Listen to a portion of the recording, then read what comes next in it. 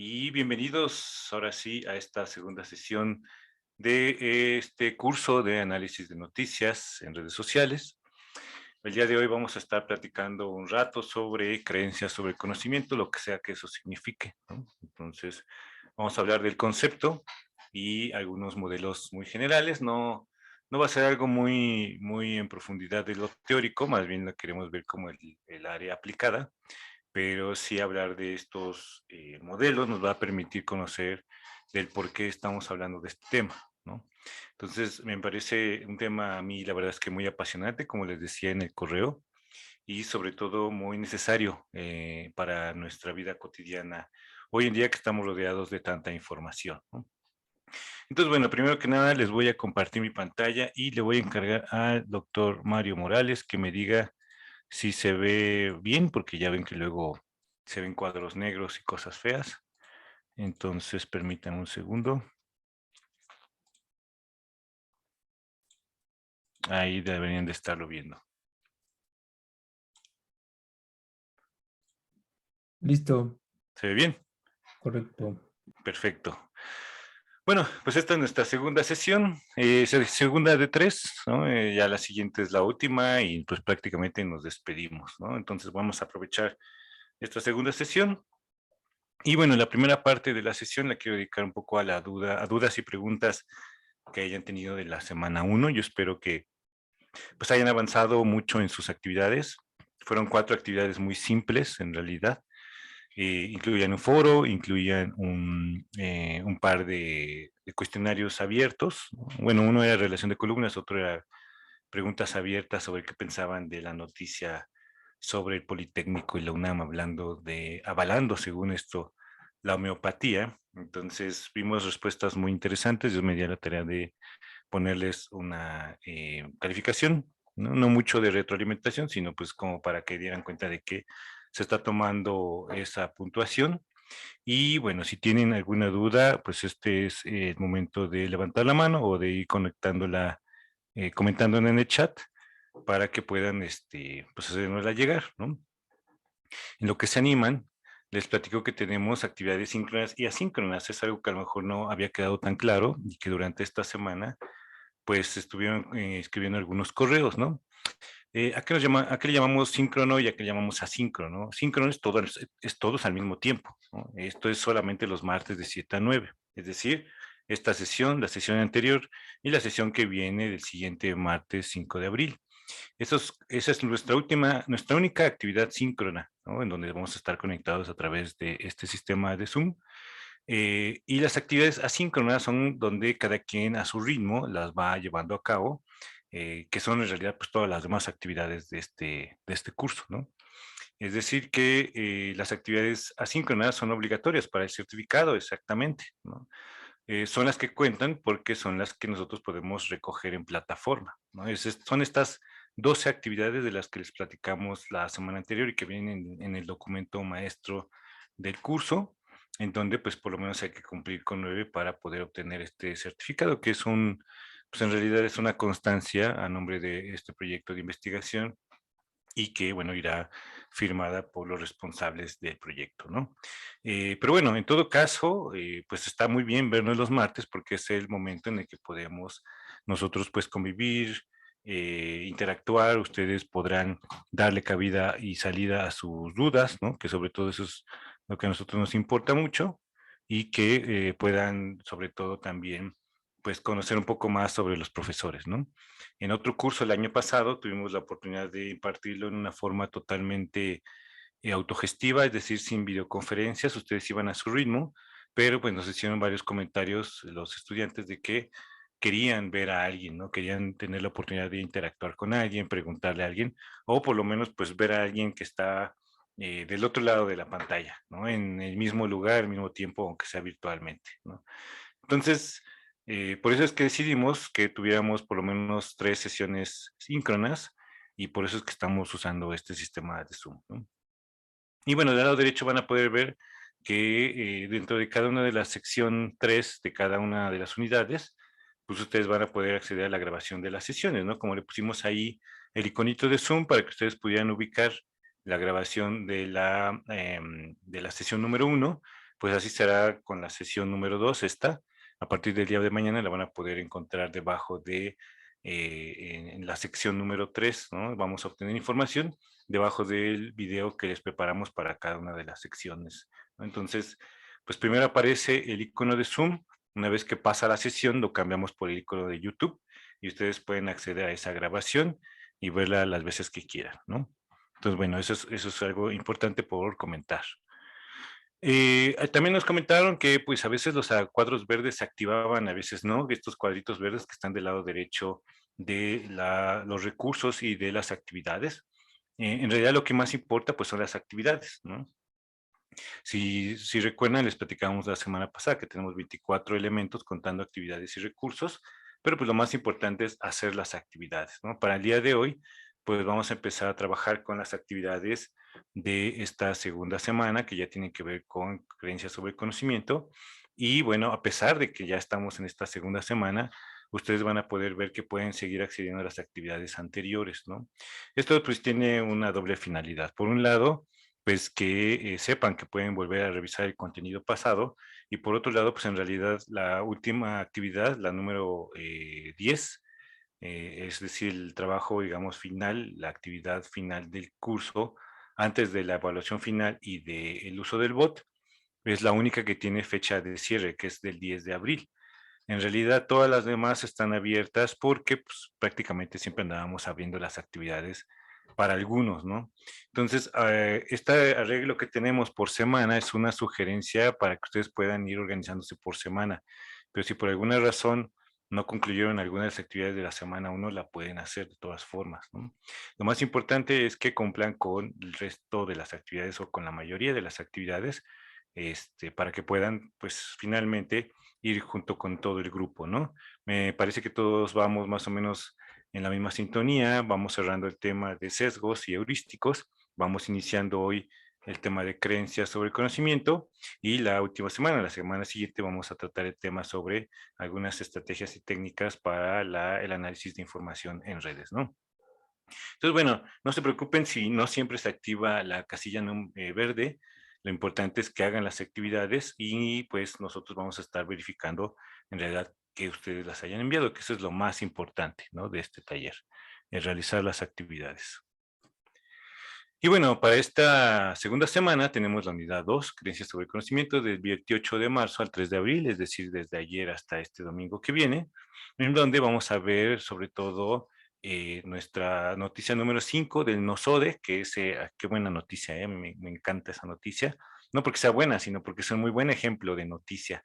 Es un muy buen ejemplo de las noticias que queremos analizar aquí, ¿no? Yo estoy a dos de escribirle a ese sujeto que van a ver en la noticia, o que tal vez algunos ya vieron la noticia, para agradecerle tanto material que me ha dado para este tipo de cursos, ¿no? Es decir, cómo analizar una noticia, cómo poder, pues, comentarla en algunos contextos académicos, ¿no? Es decir, sí nos da para mucho esta persona, ¿no? Entonces yo las invito a que vayan a la noticia número 5. Tenemos un foro, ¿no? Sobre cómo conocemos, vamos a pensar justo cómo conocemos, qué es el conocimiento para nosotros. Luego viene la sección número 3, vamos a obtener información con el video Contextos y creencias sobre el conocimiento, que va a hablar un poco de lo que vamos a ver aquí el día de hoy, aunque un poco más en profundidad y con otros ejemplos.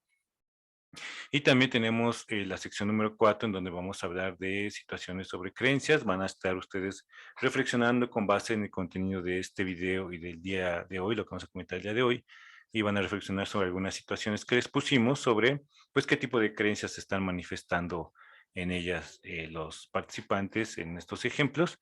Y por último tenemos la actividad número 7, en donde vamos a retomar justamente la noticia del NOSODE, que cura el COVID, para hacer un análisis, ¿no? Entonces, bueno, nos gustaría mucho, esperaríamos que esto se cumpla durante esta semana, ¿no? Del 28 de marzo al 3 de abril, para que luego le demos cabida a la última semana, que es la siguiente, y luego pues nos vamos de vacaciones de Semana Santa todos, ¿no? Entonces, bueno, esperemos que esto pueda llegar a buen término así.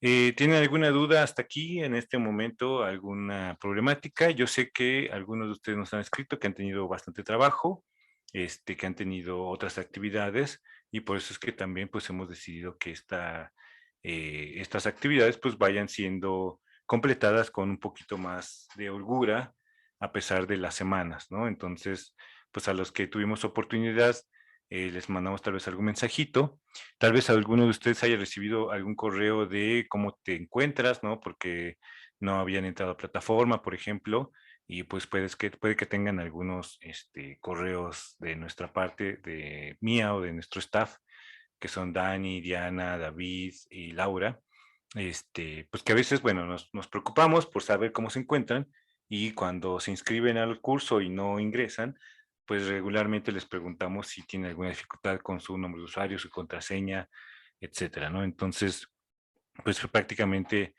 es lo que queremos saber, ¿no? Si todos han estado, pues, con el acceso adecuado y también, pues, me imagino que si ustedes están aquí es porque han seguido el curso, ¿no? Entonces, seguramente es porque han podido ingresar, ¿no? Pero bueno, de todas formas, pueden hacer algún tipo de pregunta a lo largo de la sesión, si todavía no tienen preguntas a través del chat o si alguien no quiere abrir su micro o alzar la mano.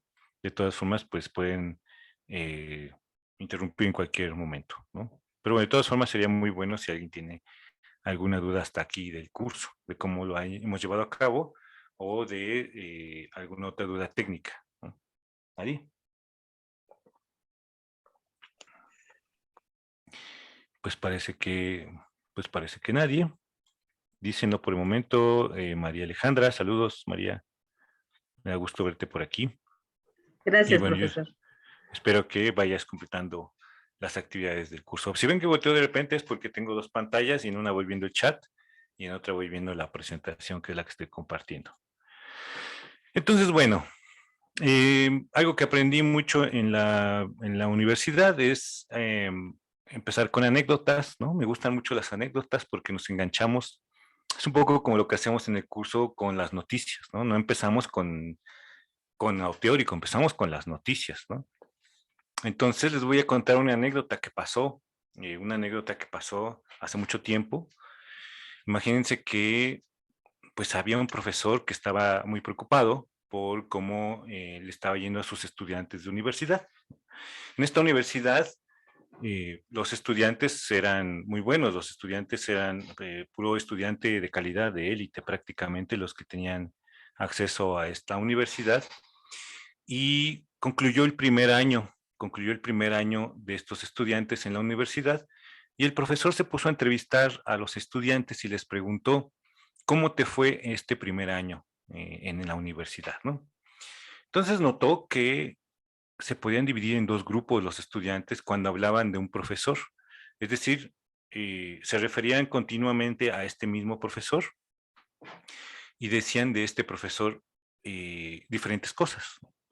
Uno de los grupos decía, es que el profesor es muy bueno, me invitó a investigar más sobre temas que me interesan, nos ayudó resolviendo dudas y fue un facilitador para mi aprendizaje, es decir, nos iba acompañando, ¿no? En este aprendizaje. El profesor, en ese mismo profesor, otro grupo, decía, el profesor es muy malo, me invitó a investigar más sobre temas que me interesan, que es lo mismo que decía el otro grupo, pero él no me enseñó nada, es decir, no me expuso los temas, ¿no?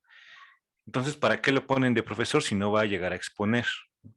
Entonces, bueno, y a esta persona, a este otro profesor, porque en realidad era un profesor y luego se dio cuenta que hablaban así de otro profesor, le extrañó mucho escuchar cómo se quejaban unos amargamente y cómo otros estaban muy contentos, ¿no? De estar trabajando con ese profesor. Dijo, bueno, que hay algo más que no tiene que ver ni con inteligencia, aquí hay algo más que no tiene que ver con estrategias de aprendizaje, aquí hay algo más que tiene que ver con otra cosa que no es acceso a herramientas de la biblioteca, por ejemplo, no tiene que ver con ingresos socioeconómicos, ¿no? ¿Qué es esto que está pasando? ¿Qué es lo que estamos viendo aquí? Y entonces este profesor se alarmó mucho, ¿no? Porque era el mismo profesor, pero se preguntó, ¿por qué tienen estas dos visiones tan contrarias los estudiantes del mismo profesor, ¿no? Y bueno, al final lo que pasó es que esta experiencia iniciaron los estudios sobre creencias epistemológicas, que es básicamente lo que estábamos platicando, ¿no? Creencias sobre el conocimiento. Y entonces resulta que como no se trataba realmente de estrategias de aprendizaje, ni habilidades socioemocionales, ni habilidades de estudio, este profesor que llevó a cabo esta investigación en 1970, o sea, ya hace mucho tiempo, se dio cuenta que más bien tenía que ver con cómo pensaban las personas que era el conocimiento, es decir, qué creían las personas sobre el conocimiento y el proceso de conocer. Entonces se dio cuenta a partir de estas entrevistas que había diferentes posiciones, ¿no? No son niveles como si fueran niveles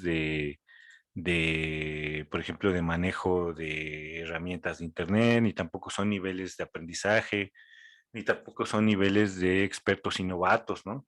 Sino tiene que ver con posiciones respecto a las creencias, ¿no? ¿Cómo me posiciono yo frente a un evento, ¿no? Hacia el conocimiento respecto a un evento, ¿no? Entonces, lo que dijo Perrin en 1970, en una visión evolutiva de estas creencias, es que hay 9 posiciones. Y aquí vamos a hablar resumidamente en 3, ¿no?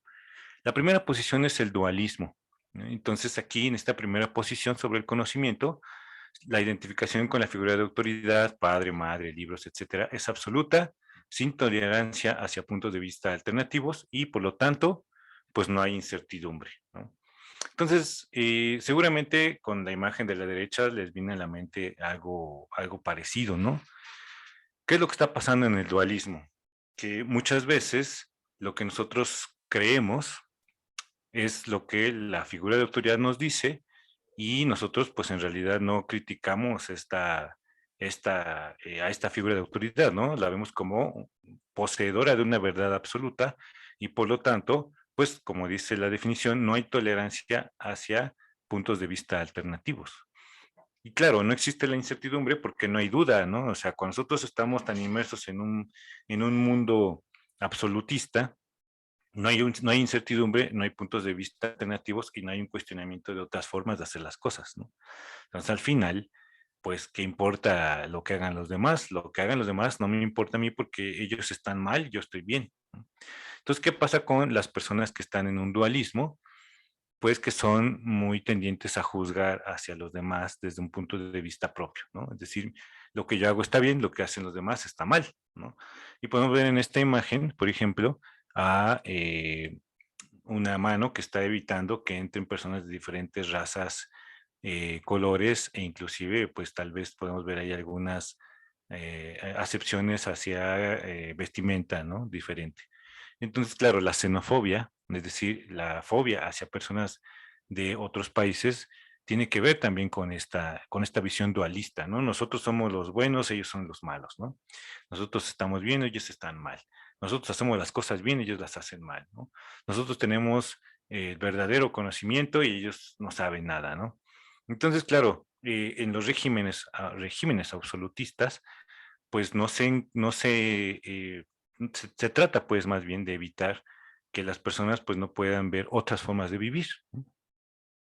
Un ejemplo de ello seguramente les vendrá a la cabeza es Corea del Norte, ¿no? Corea del Norte pues tiene una forma de hacer las cosas. Hace poco, si Susana tiene por ahí, Susana Mota Trejo, que ya vi que llegó, si Susana tiene por ahí el video de el líder norcoreano llegando como Top Gun, así con sus misiles ahí a la base militar aérea, está interesantísimo, ¿no? Porque lo que está haciendo es dejar claro que él tiene todo el poder y el arsenal, ¿no? Y que en realidad es una situación, eh, pues sí, absolutista, en la que ellos no tienen, por ejemplo, comunicación con el exterior, ¿no?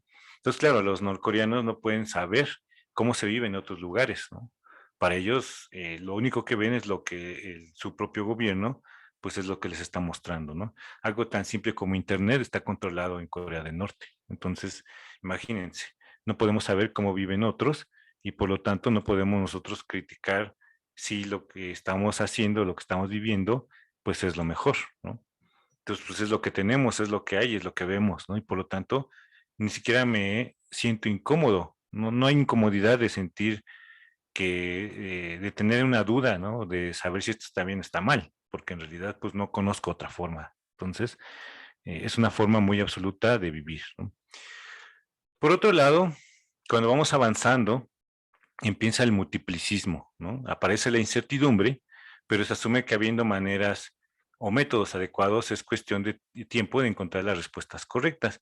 Y algo muy interesante es que empiezan a surgir formas de actitudes como tener una visión propia o cualquier visión es válida, ¿no?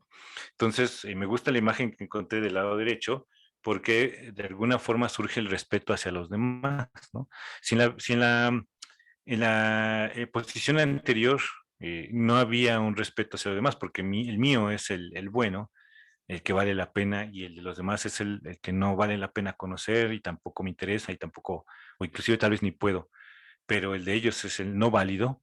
Pues en las posiciones intermedias surgen este respeto por los demás, por la opinión de otros y por una visión de respetar la visión de cada quien, ¿no? Entonces, en realidad, surge esta aceptación de que hay otras formas de vivir, ¿no? Y esta aceptación de que hay otras formas de conocer, ¿no? Eh, y entonces lo que vas sintiendo es, pues obviamente, incertidumbre. ¿Por qué? Pues porque al final te empiezas a preguntar si tu forma de vivir es la correcta, ¿no? O la mejor, o si lo que tú estabas pensando o creyendo respecto a un fenómeno, pues te empiezas a dar cuenta de que hay otras formas de visualizarlo, ¿no? Hay otras formas de conocerlo, ¿no? Seguramente aquí en este curso, pues sabemos muchos psicólogos, porque al final, pues lo mandamos a la FES Iztacala, a psicología, y seguramente algunos de ustedes, pues recordarán aquellas situaciones o en aquellas encontronazos entre profesores, o por lo menos, bueno, a mí me pasó mucho, ¿no? Que de repente salías de una clase que era psicoanalista el profesor y salías así como lampareado de órale, el psicoanálisis pues puede tener razón, ¿no? Y luego llegabas a la clase de laboratorio experimental donde te daban un pichón o un ratón y te decían, ¿de dónde vienen? No, pues de psicoanálisis. No, no, ellos no saben nada. ¿Qué les voy a enseñar cómo es la teoría efectiva? Y entonces te empezaba a explicar y te empezaba a decir, tú salías así como lampareado del conductismo y llegabas a otros con unos humanistas, ¿no? Y de repente te decían, ¿de dónde vienes? No, pues del laboratorio conductual. No, ellos no saben nada. Ahorita te voy a explicar bien cómo es la situación, ¿no? Y entonces, pues al final lo que hacías era tratar de ir integrando tantas posiciones y tantas posturas tan diversas y tratar de ver cuál es la que más te gustaba, con cuál compatibilizabas más, ¿no? Con cuál te hacías mejor clic, ¿no? Pero era un bombardeo tan frecuente de diferentes posturas y diferentes posicionamientos de ver el fenómeno de la psicología que para nosotros nos aturdía mucho. Sin embargo, con el tiempo, lo que vas haciendo es generar un compromiso ético, ¿no? Es decir, te vas haciendo tú, eh, generando una perspectiva de vida, ¿no? Como dice la definición, dice compromiso dentro del relativismo. ¿Por qué relativismo? Pues porque todo al final es contextual y relativista, ¿no? Como dicen por ahí que decimos muchos los psicólogos, pues depende, ¿no? Pero depende de qué, pues depende del contexto y de la situación, ¿no? Lo que está bien hoy puede que mañana no esté bien, o lo que es correcto aquí puede que allá en otro país o en otro estado no es correcto, ¿no? Entonces, al final lo que tenemos que hacer es tener un compromiso dentro de este relativismo. Y nos dice la definición, ante alternativas legítimas, después de experimentar la duda, surge una afirmación del propio punto de vista que se transforma a la luz de la evidencia. Entonces esto a mí me gusta mucho porque al final nos dicta lo que decíamos hace 8 días, el profesor Mario también lo enfatizaba mucho. Muchas veces la evidencia es la que nos guía y entonces se vale cambiar de punto de vista cuando la evidencia, la luz de la evidencia, te va sugiriendo otras cosas, ¿no? Te va sugiriendo por dónde es el otro camino, ¿no? Y entonces, bueno, se dice que el sujeto ha construido su propio sistema de valores y ha elegido una ética de vida, reflejo de su identidad en el mundo contextualmente relativista, es decir, que cambia de contexto a contexto, ¿no? Entonces, bueno, al final, eso nos ayuda a algo que a mí me parece maravilloso, que es aprender a lidiar con la incertidumbre. Es decir, nosotros empezamos a aceptar que la incertidumbre está en todo lo que hacemos y en todos lados, ¿no? y entonces ya no hay un piso firme, ¿no? Ya no hay en donde pararnos y sentir que estamos en un lugar seguro. Para las personas para quienes esto es difícil de vivir, difícil de aceptar, pues muchas veces prefieren regresarse, ¿no? Prefieren regresarse a un entorno seguro, a un contexto en donde ellos se sienten bien parados, ¿no? No sé si tal vez alguno de ustedes conozca ejemplos de este tipo, pero en cómo conforme van cambiando ustedes, van sintiendo mucha incertidumbre, mucha angustia, porque empiezan a cambiar tantas cosas en su vida que de repente ya no saben qué hacer, ¿no? Y tal vez hasta extrañan esos momentos en donde todo era muy simple y muy sencillo porque no conocían nada, ¿no? Porque no conocían otra cosa. A partir de los postulados de Perry, que este es su modelo, este es el modelo de Perry, el modelo inicial, que en donde hay estos 9 posicionamientos, pero que bueno, se los acabo de resumir en 3 fases. Podemos ver cómo de izquierda a derecha vamos cambiando con el tiempo en esta línea principal de desarrollo, pero debajo de repente aparece esto de la retirada o la desviación, es decir, en donde yo me regreso porque la verdad me dio mucho miedo. Entonces, yo prefiero regresarme a lo que estaba, ¿no? O sea, en realidad no quiero seguir avanzando. Como dicen por ahí, ya no quiero ser tu guerrero más fuerte, ¿no? ¿Por qué? Pues porque precisamente vas preguntándote muchas cosas sobre el vivir, ¿no? Pero eso tiene mucho que ver justamente con la experiencia. A partir de este modelo, vamos a ver ahorita otro modelo muy simple, pero hay un modelo que si a alguno de ustedes les interesa, si no mal recuerdo, es el modelo de Baxter Magolda, se los voy a dejar en el chat. Baxter Magolda. Y sí, es el de Baxter Magolda. Y ese modelo hizo un estudio similar con solamente mujeres y en cómo las mujeres iban teniendo su propia voz, ¿no? Y entonces este peregrinar que les acabo de comentar, lo sentían mucho las mujeres cuando empezaban a creer en sí mismas y a dejar de depender de la autoridad del padre o del marido, ¿no? Entonces empezaban con etapas distintas que incluían desde el silencio, es decir, desde yo me quedo callada hasta yo quiero que se escuche mi propia voz, ¿no? Entonces, imagínense toda este desarrollo, ¿no? Que van teniendo las personas, que van por su experiencia cambiando sus puntos de vista hasta poder tener un compromiso consigo mismas y hacer escuchar su propia voz, ¿no? Entonces, bueno, este fue el primer modelo que habló sobre creencias sobre el conocimiento, ¿no? Entonces, de ahí lo que surgió fue preguntas sobre cómo conozco, ¿no? De aquí podemos nosotros empezar a analizar cómo conozco, qué es lo que creo sobre el conocimiento. Dice Rodolfo Bautista, ¿en cuál texto encontramos el modelo de Perry? Ah, muy bien, si quieren ahorita les paso algunos textos. Justo acababa de leer uno de estos textos con mis estudiantes de los martes.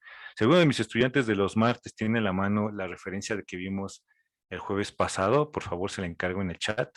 Creo que por ahí andaba esta Susana o estaba Mirella, estaba también la profesora Mariana Cañizales.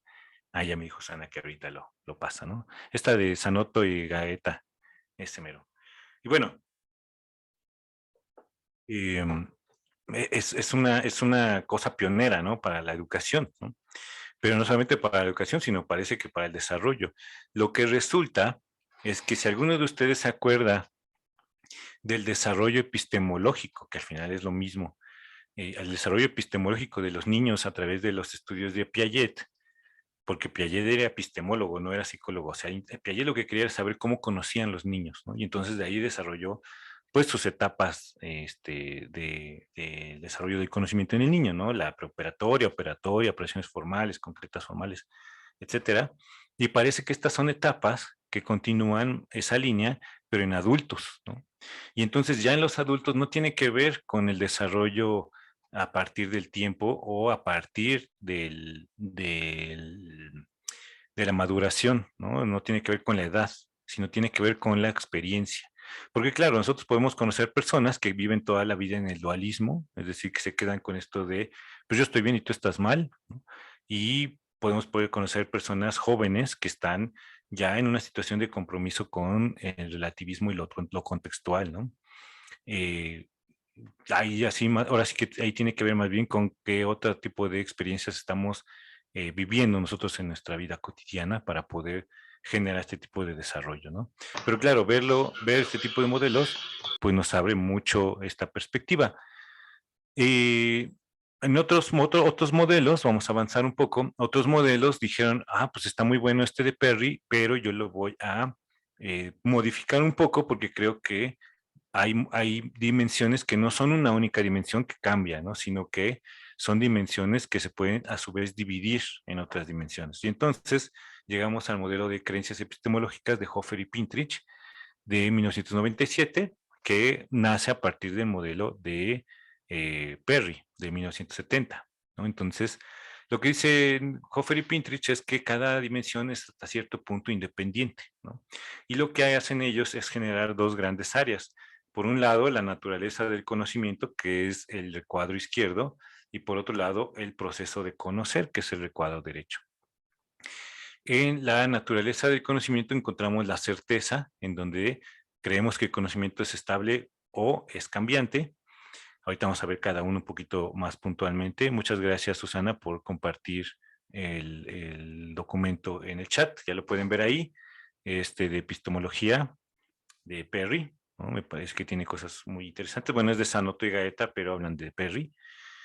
Luego tenemos la dimensión de simplicidad. Por un lado, el conocimiento está relacionado con hechos aislados o el conocimiento está constituido por conceptos relacionados entre sí o contextos relacionados entre sí. Del lado derecho tenemos el proceso de conocer, en donde tenemos a la fuente del conocimiento, es decir, ¿dónde está el conocimiento? ¿Está fuera del sujeto o se puede construir, ¿no? A través de interacción con otros o en reflexión? Es decir, está dentro del sujeto. Y también tenemos la justificación del conocimiento. Por un lado, el conocimiento correcto lo da la autoridad o lo podemos construir a través de y justificar a través de investigación o indagación, ¿no? Entonces, bueno, estas son como cuatro dimensiones de otro modelo que nació a partir del de Perry, ¿no? Y vamos a ver un poco más a detalle cada una de las dimensiones. La certeza del conocimiento habla de la certeza de que el conocimiento que puede cambiar con el tiempo y se considera cierto hoy, también puede ser falso mañana, ¿no? Y por esto, una imagen que a mí me gusta mucho es la de los planetas y la de la visión, pues sí, al final que nosotros estábamos en el centro del universo, ¿no? La visión antropocéntrica, en donde, pues como nuestros sentidos decían que nosotros estamos en el centro y es el sol el que gira alrededor de nosotros, pues al final, pues eso es casi casi que una ley, ¿no? Con el tiempo, obviamente esto fue cambiando, ¿no? Y bueno, la física, a pesar de que es una de las ciencias exactas más duras, también ha tenido grandes revoluciones, ¿no? Y esta fue una de las grandes revoluciones de la física y que impactó muchísimo en la visión del hombre, ¿no? Entonces, imagínense que hasta con la física podemos decir que puede haber conocimiento que sea considerado cierto hoy, pero mañana ya tal vez no lo sea. Tener esto en mente y en perspectiva, pues nos hace pensar que el mundo es mucho más cambiante de lo que nosotros creemos, ¿no? Entonces, aceptar esta incertidumbre de que lo que es cierto hoy puede ser falso mañana, pues tal vez nos genere conflicto, pero nos va a ayudar a vivir de mejor forma, sobre todo con una mente mucho más abierta, ¿no? Sobre simplicidad, dice, mostrar cómo es que el conocimiento se interrelaciona entre diferentes áreas. No se trata de hechos aislados, dado que pertenecemos siempre a contextos, ¿no? Entonces, bueno, les dejo esta imagen que es de una autopista con alto flujo de tráfico, ¿no? ¿Qué es el tráfico? ¿No? Pues el tráfico es un montón de automóviles en el mismo lugar al mismo tiempo, pero se nos olvida que todo es parte de un sistema, ¿no? Un sistema de carreteras, un sistema de calles, y entonces, claro, nunca les ha tocado que una calle está cerrada hasta allá en el centro y uno va viviendo el tráfico muchísimos kilómetros antes, ¿no? Entonces, al final, nos tenemos que dar cuenta de que pertenecemos a contextos, ¿no? Contextos que no tienen una relación simplista, sino que tienen una interrelación muy compleja, ¿no? La realidad es tan complicada que no la podemos dividir, ¿no? Es muy difícil, la dividimos para estudiarla, pero en realidad pues no es tan fácil dividida la realidad, ¿no? Entonces es mucho más difícil que eso. Entonces no podemos perder de vista que pertenecemos a contextos, a disciplinas que al final están interrelacionadas, ¿no? Y hace poco platicaba con mis estudiantes porque estábamos viendo este mismo tema y muy adecuadamente me decía, mire, ella que ella es psicóloga y su hermano es físico y a veces hablan casi que de las mismas cosas, pero con un lenguaje distinto, ¿no? Los objetos de estudio parecieran muy distintos, pero a veces son los mismos, ¿no? Entonces, yo los invito a reflexionar justamente este tipo de relaciones, ¿no? En donde pues la física y las matemáticas y la psicología tienen mucho que ver con la química, con la biología, por supuesto, ¿no? Los que estudian neurociencia seguramente lo tienen mucho más claro, ¿verdad? Bueno, esa es la simplicidad. Del lado de la fuente del conocimiento tenemos que mostrar el conocimiento puede ser construido por el usuario, evitando creer que está fuera de sí y solo es necesario encontrarlo, ¿no? Entonces, en realidad esto tiene mucho que ver con dónde creo yo que está el conocimiento, quién me lo va a dar, ¿no? Si yo creo que, por ejemplo, el conocimiento está en Internet, ¿no? Es que el conocimiento está en alguna página, lo que voy a tratar de hacer es encontrar esa página y entonces traerme la información, ¿no? Y esta es una versión muy opuesta a si yo creo que el conocimiento lo puedo construir. Claro, puedo yo revisar muchas fuentes, pero al final tengo que construir mi propio conocimiento, justo haciendo que estas fuentes interaccionen conmigo, con mi pensamiento, con los expertos, ¿no? Puedo, claro que puedo yo consultar expertos, ¿no? Pero no me voy a quedar solamente con una visión de un único ser humano con todo el conocimiento del mundo, porque no existe, ¿no? Entonces, al final, cuando nosotros hablamos de la fuente de conocimiento, tenemos dos polos opuestos. Pensar que el conocimiento está en algún lugar y yo lo tengo que encontrar y apropiármelo, o pensar que el conocimiento lo puedo construir a partir de la reflexión, la interacción con otros, la interacción con bases y fuentes, ¿no? Y entonces sí construir una visión, ¿no? Como lo que vimos en las últimas etapas del modelo de Perry. Y por último, la justificación, ¿no?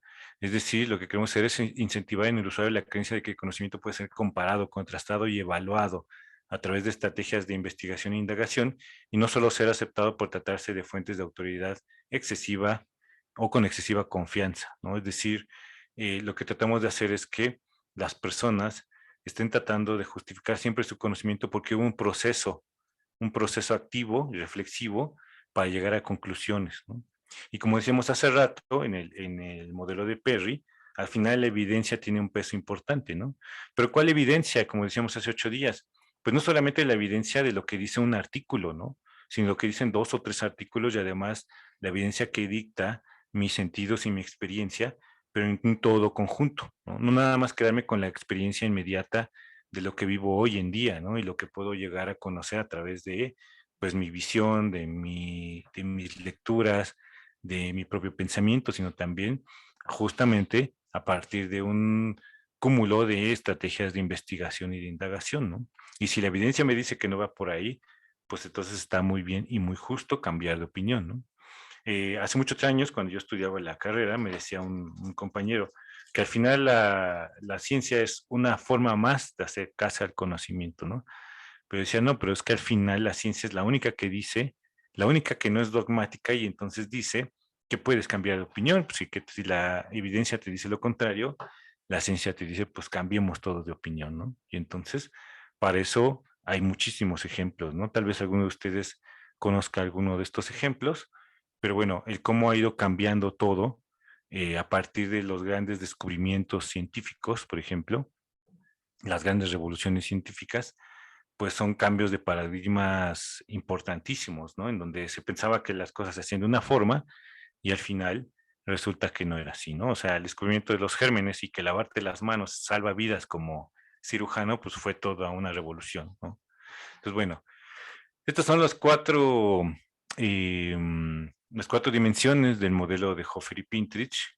Y entonces les voy a platicar de algunas aplicaciones que hemos tenido de este modelo, porque pues no quiero que se quede como algo árido, ¿no? Así de, como algo de choro, ¿no? Entonces, bueno, en una investigación en Swayed aplicamos un instrumento para valorar creencias sobre el conocimiento, estas mismas cuatro dimensiones que les acabo de platicar, ¿no? Y lo que pasó fue que en una dimensión que se llama construcción de conocimiento, precisamente en esta posición en donde nosotros evaluamos si los estudiantes consideraban que ellos construían el conocimiento o que el conocimiento está fuera y hay que encontrarlo, pues resulta que algunos estudiantes, lo que hicimos, bueno, en primer lugar, lo que hicimos fue evaluar estudiantes que estuvieran en los primeros semestres, estudiantes que estuvieran en los semestres intermedios, es decir, primero y segundo, y luego otros de quinto y sexto, y también a estudiantes que estuvieran en octavo y noveno, ¿no? Y entonces comparamos sus puntuaciones a través de este instrumento y encontramos algo muy interesante. No importaba la edad de los estudiantes, ¿no? Y acuérdense que aquí en Isoaya tenemos estudiantes con una media de edad mayor que los estudiantes del presencial, ¿no? Es decir, teníamos estudiantes de 20, 30, 40, 50, 60 años, ¿no? O sea, en realidad tenemos una muestra pues amplia eh, y tenemos edades varias, ¿no? Y no importaba la edad, ni tampoco importaba el semestre cursado, ¿no? Es decir, nosotros pensábamos que a lo mejor los de primer semestre pues estaban más ingenuos, ¿no? Y los de sexto o los de noveno ya estaban muy sofisticados, ¿no? Ya decían, no, pues esos son los meros picudos. Pues no, en realidad tampoco importó. Lo más importante fue cuando les preguntamos si ya tenían alguna carrera previa. Y ahí encontramos diferencias entre los grupos cuando hablamos de esta idea de que soy yo el que construye el conocimiento o el conocimiento está allá afuera y yo lo tengo que buscar, ¿no? Entonces, parece ser que los estudiantes sin carrera previa tenían medias más bajas, ¿no? Y estadísticamente significativas además. Y los estudiantes con carrera previa tenían mucho más sofisticado esto de la construcción del conocimiento. Ellos sí creían que podían construir su propio conocimiento.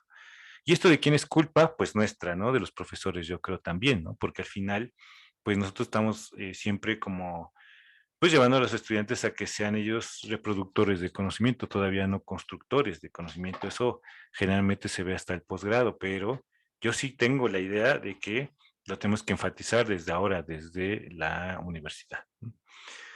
Pero bueno, por qué pensábamos que, cuáles fueron las razones de que fueran los estudiantes con carrera previa? Pues creo, todavía hasta el día de hoy, que han pasado algunos años, que tiene que ver con la experiencia, ¿no? Es decir, la experiencia que les dio estudiar una carrera previa y enfrentarse también a esta situación de tratar de ejercerla, pues fue algo que él desarrolló sus creencias sobre el conocimiento de estos estudiantes, ¿no?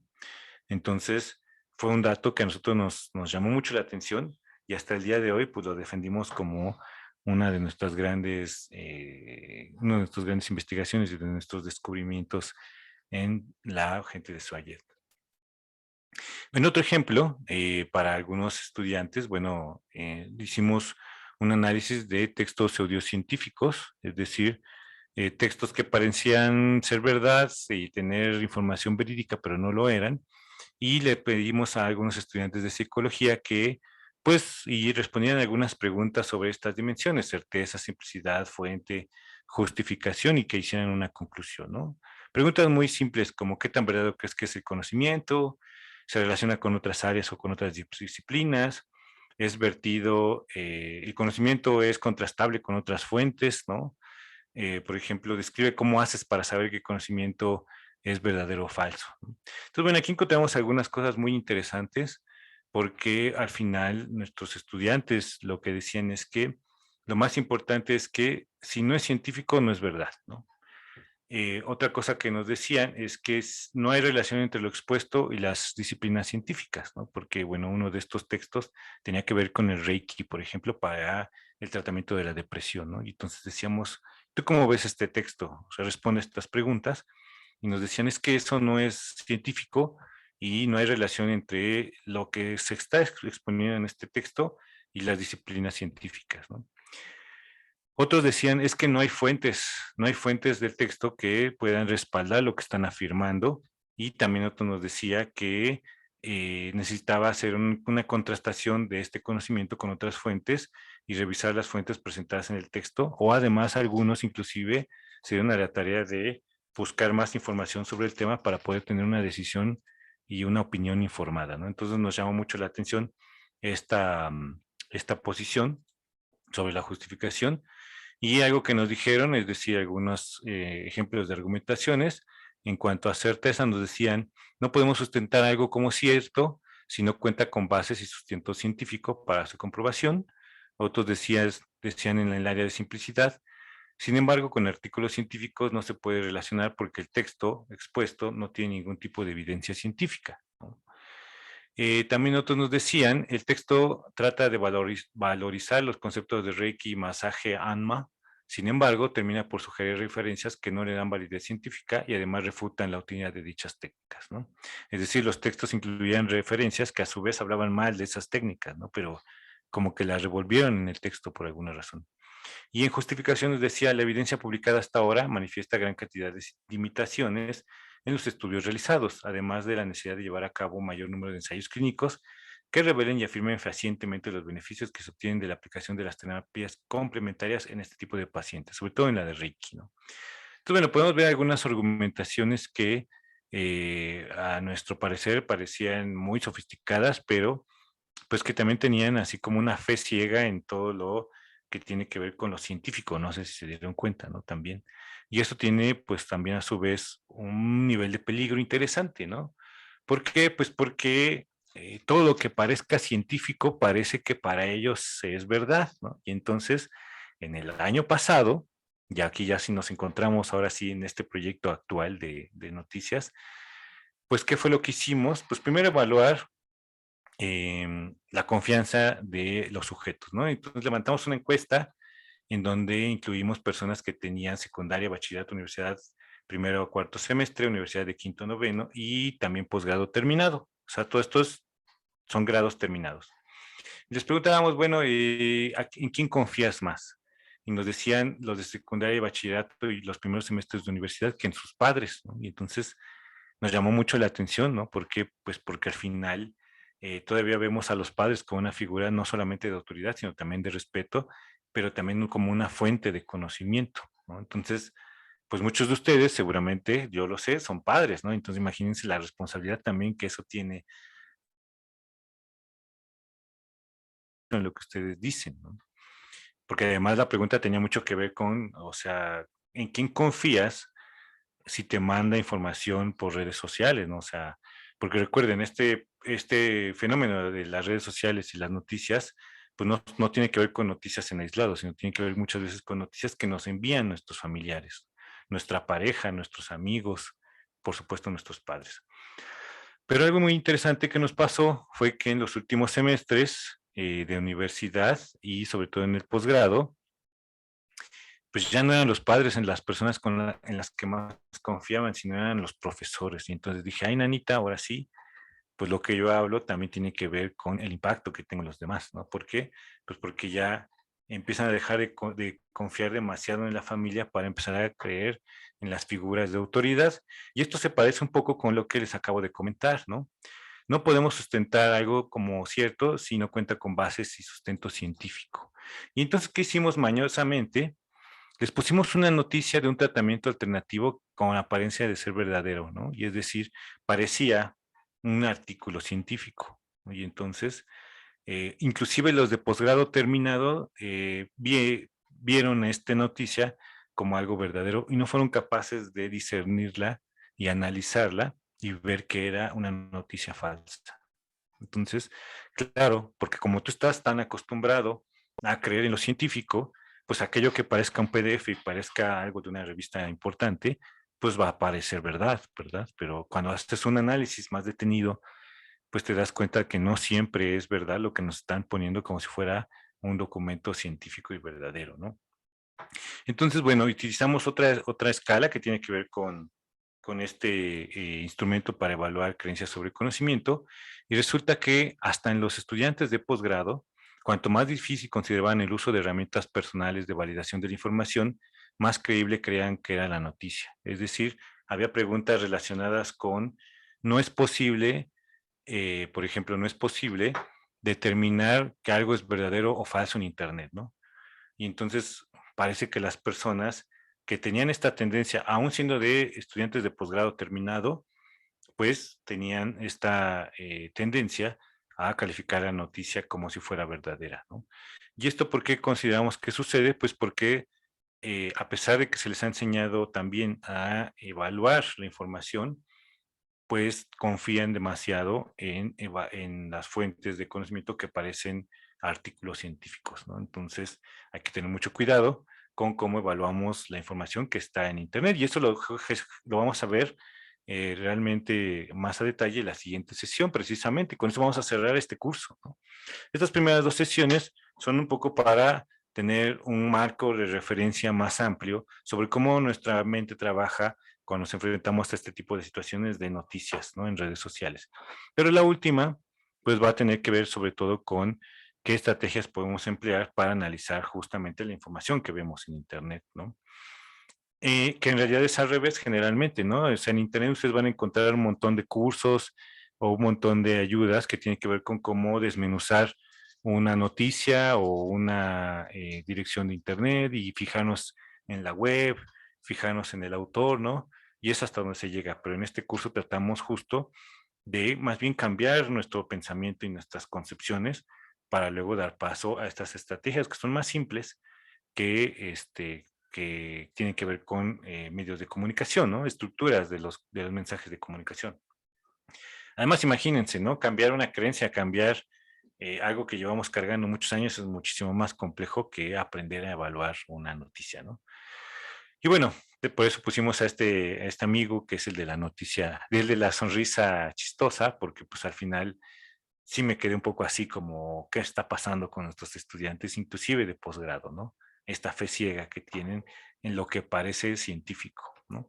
Y bueno, vamos a dejarlo hasta ahí concluye la presentación que yo traigo el día de hoy, pero pues sí quiero saber de las personas que nos están siguiendo, pues cómo conocen, cómo se han dado cuenta, si ya han reflexionado sobre precisamente cuáles son estos acercamientos que pueden tener respecto a la autoridad, ¿no? O si han tenido este tipo de experiencias en donde de repente parecía que la autoridad tenía toda la razón y luego resulta que realmente no, que realmente pues hay un proceso de transición en donde empezamos nosotros a sentir que tenemos incertidumbre porque salimos de una situación en donde veíamos todo de una forma demasiado absolutista, ¿no?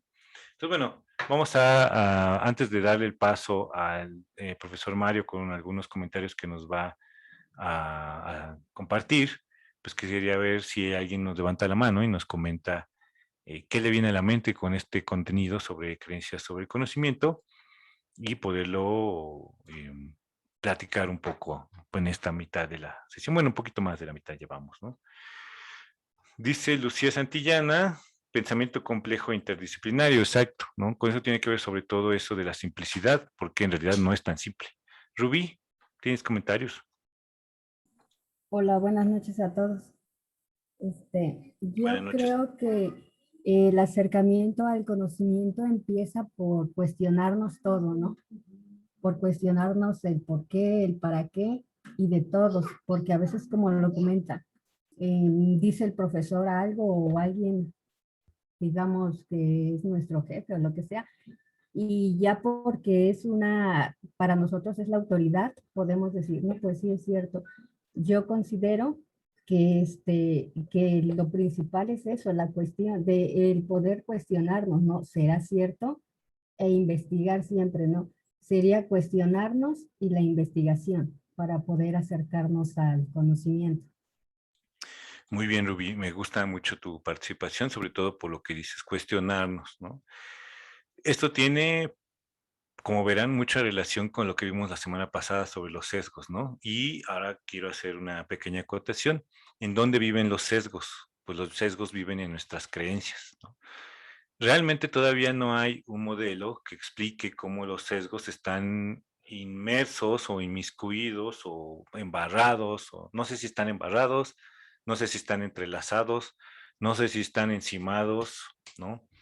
Yo lo que pensaba era que es como una especie de barquillo de helado, ¿no? En donde las creencias son como, están sosteniendo a los sesgos y a los heurísticos que están viviendo ahí, pero las creencias lo están de alguna forma alimentando todo el tiempo. Si nosotros cambiamos nuestras creencias, por supuesto cambiaremos también nuestros sesgos y nuestros heurísticos, ¿no? Estas reacciones rápidas e inmediatas vienen a raíz de lo que nosotros estamos creyendo en un principio, ¿no? ¿qué dice Francisco? ¿Qué piensan acerca del concepto de posverdad? Muy bien, Francisco. Una muy buena pregunta. La famosa posverdad es bueno, para los que no la han escuchado, es esta etapa, ¿no? En esta etapa justo también posmoderna que estamos viviendo actualmente, en donde a partir de que los medios de comunicación dejan de tener la única voz, precisamente, y entonces que llega por ejemplo, a la Internet, la web 2.0, donde podemos publicar y recibir información.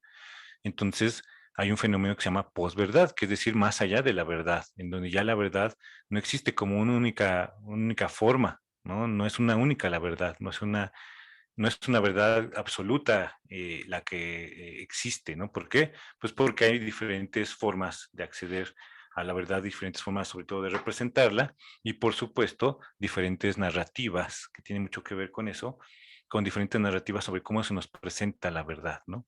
Entonces, bueno, la verdad es que nosotros estuvimos platicando de esto desde el año pasado, por ahí con varios de mis compañeros y algunos de mis estudiantes, y siempre decíamos, bueno, qué buen contexto nos tocó para poder platicar esto con lo del COVID. Pero creo que siempre hay buenos ejemplos ahora con lo de Ucrania, por ejemplo. Entonces, el mundo nos da para tener ejemplos de la vida cotidiana día a día y seguramente así seguirá porque los fenómenos no se detienen. Pero bueno, antes de continuar, le voy a dar la palabra al profesor Efraín Trejo, que tiene la mano levantada.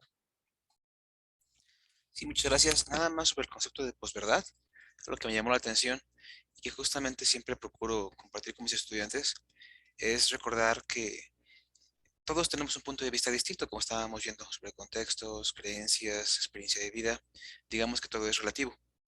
Pero a final de cuentas, el hecho de que tengamos un punto de vista distinto sobre algo no quiere decir que la naturaleza del fenómeno cambie. Se escucha un poquito curioso, pero siempre es importante recordar eso, ¿no? Por ejemplo, con el caso del COVID. Todos podemos tener diferentes puntos de vista. Es un ejemplo bastante ad hoc, como comentaba el doctor José Manuel. Puedo pensar que no existe, que sí existe, que a mí no me ha dado, que a lo mejor sí me da pero no me muero, que si me da me voy a morir, que es una invención del gobierno, que los chinos lo hicieron, que nos quieren controlar. Podemos creer muchísimas cosas. Sin embargo, eso no cambia el hecho de que ahí está. Ahí está la pandemia, por el motivo que sea, inventado o no, en un laboratorio, mortal o no, ahí hay un virus que está matando gente. Entonces, el hecho de que tengamos puntos de vista distintos al respecto no cambia la naturaleza del fenómeno. Les comento a mis estudiantes, es como si tuvieras una silla, ¿no? Puedes verla desde distintos puntos de vista. Tal vez desde tu punto de vista ni siquiera es una silla, ¿no? Nada más ves una pata o ves un cacho del respaldo o te parece algo distinto. Pero el hecho de que tú lo veas así no quiere decir que la silla cambie. Entonces, la posverdad es bien interesante porque a veces pareciera que podemos tener la opción de modificar las cosas a lo que nos conviene. Y no es así. Sino al final de cuentas tenemos que seguir trabajando desde un punto de vista científico para seguir entendiendo más de lo que hay, no simplemente agarrar lo que nos conviene, que muchas veces es lo que pasa con la posverdad. Gracias. Gracias, profesor. Sí, muy interesante, exactamente también. Y yo creo que ahí lo enlazo con esta idea de la evidencia, ¿no? O sea, en realidad, la posverdad, como decía, son narrativas muchas veces, pero pues la evidencia también es lo que habla por el fenómeno, ¿no? Yo diría también eso.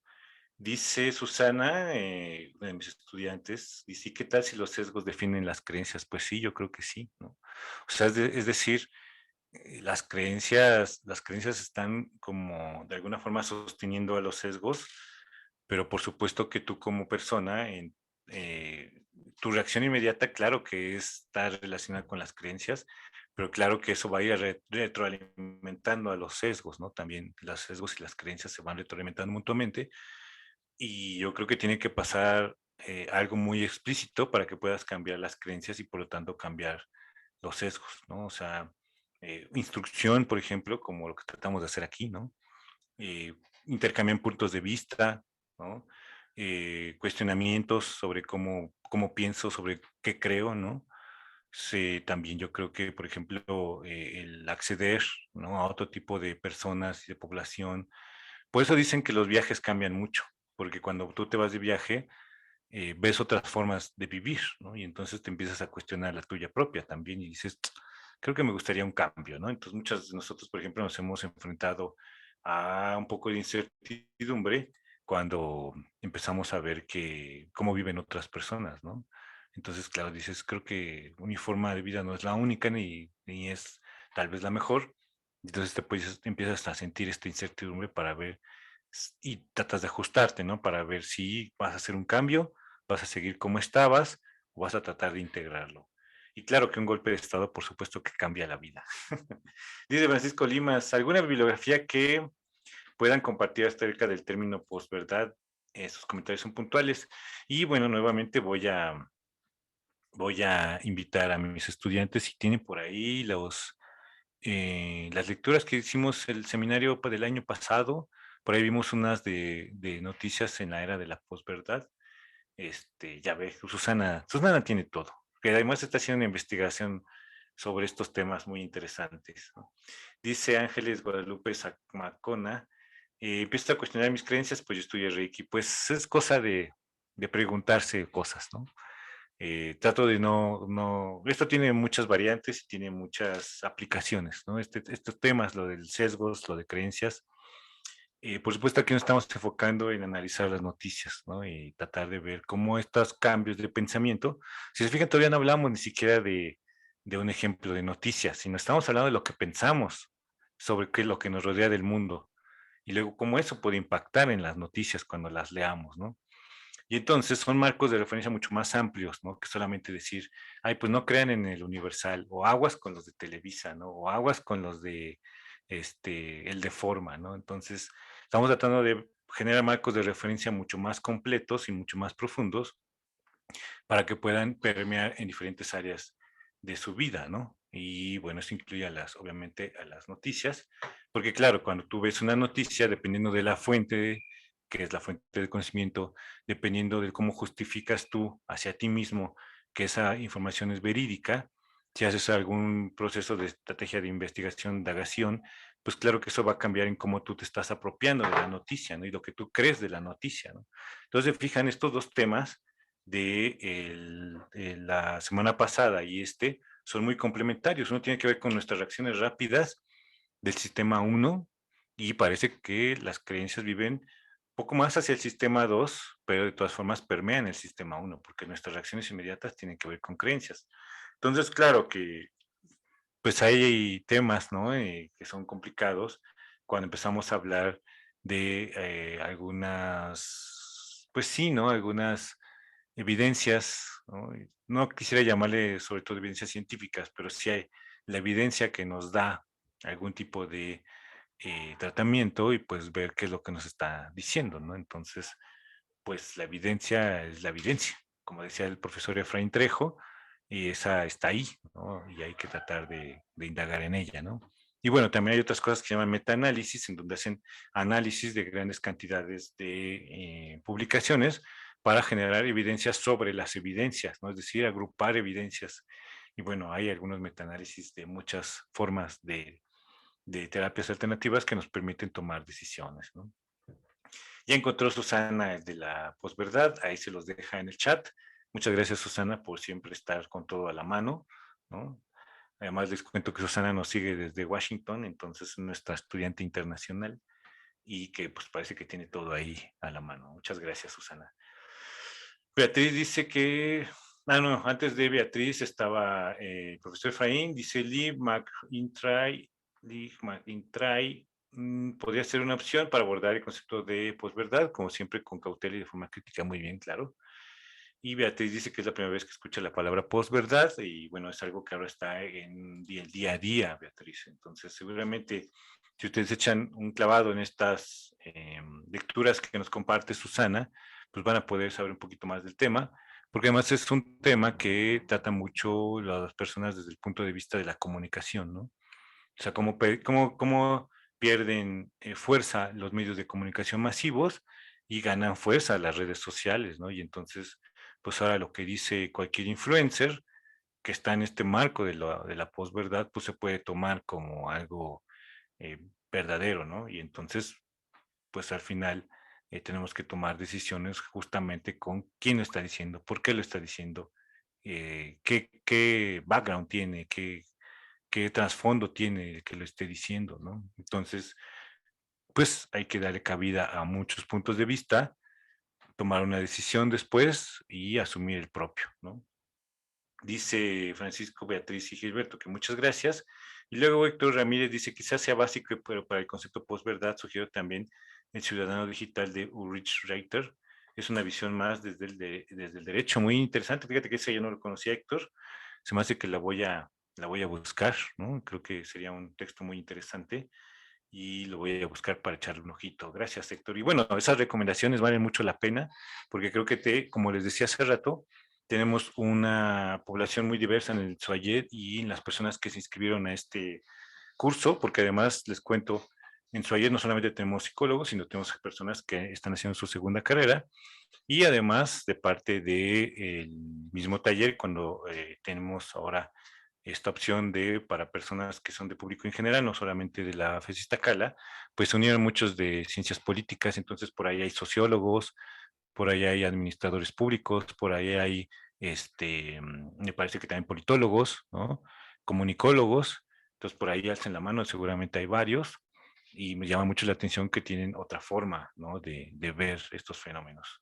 Tratamos de no hacerlo tan psicolocentrificado, ¿no? Dice Francisco Limas, ¿algún autor mexicano o latinoamericano que aborde el tema de la posverdad? Pues fíjate que así que yo tenga ahorita a la mano uno mexicano, latinoamericano, pues te fallo, no lo tengo, pero seguramente a alguien por aquí se le puede ocurrir a algún de los profesores o de los estudiantes. Si tienen alguno, pues recomiéndale a Francisco. Yo no tengo ahorita ninguno. Gracias, Francisco, por la pregunta. Entonces, bueno, vamos a dar paso a la segunda parte de esta sesión, que es una parte un poco más, menos etérea y más centrada en el hacer, que es con el doctor Mario Morales, que nos va a compartir información sobre cómo buscar una imagen y no irnos con la finta en Internet, ¿no? Estas veces que de repente se está levantando el muerto ahí en la foto y dicen, es que ya están resucitando en Rusia y resulta que era un performance, ¿no? Que es algo que yo vi apenas, ¿no? Entonces, hay formas justamente de verificar que estas imágenes, cuál es la procedencia de las imágenes que a veces nos hacen pasar por una situación o un evento y resulta que son de otro, ¿verdad, profesor? Exactamente. Muy Muy bien, bien. pues adelante. Muchas gracias. Pues espero que estén disfrutando mucho de lo que estamos revisando el día de hoy.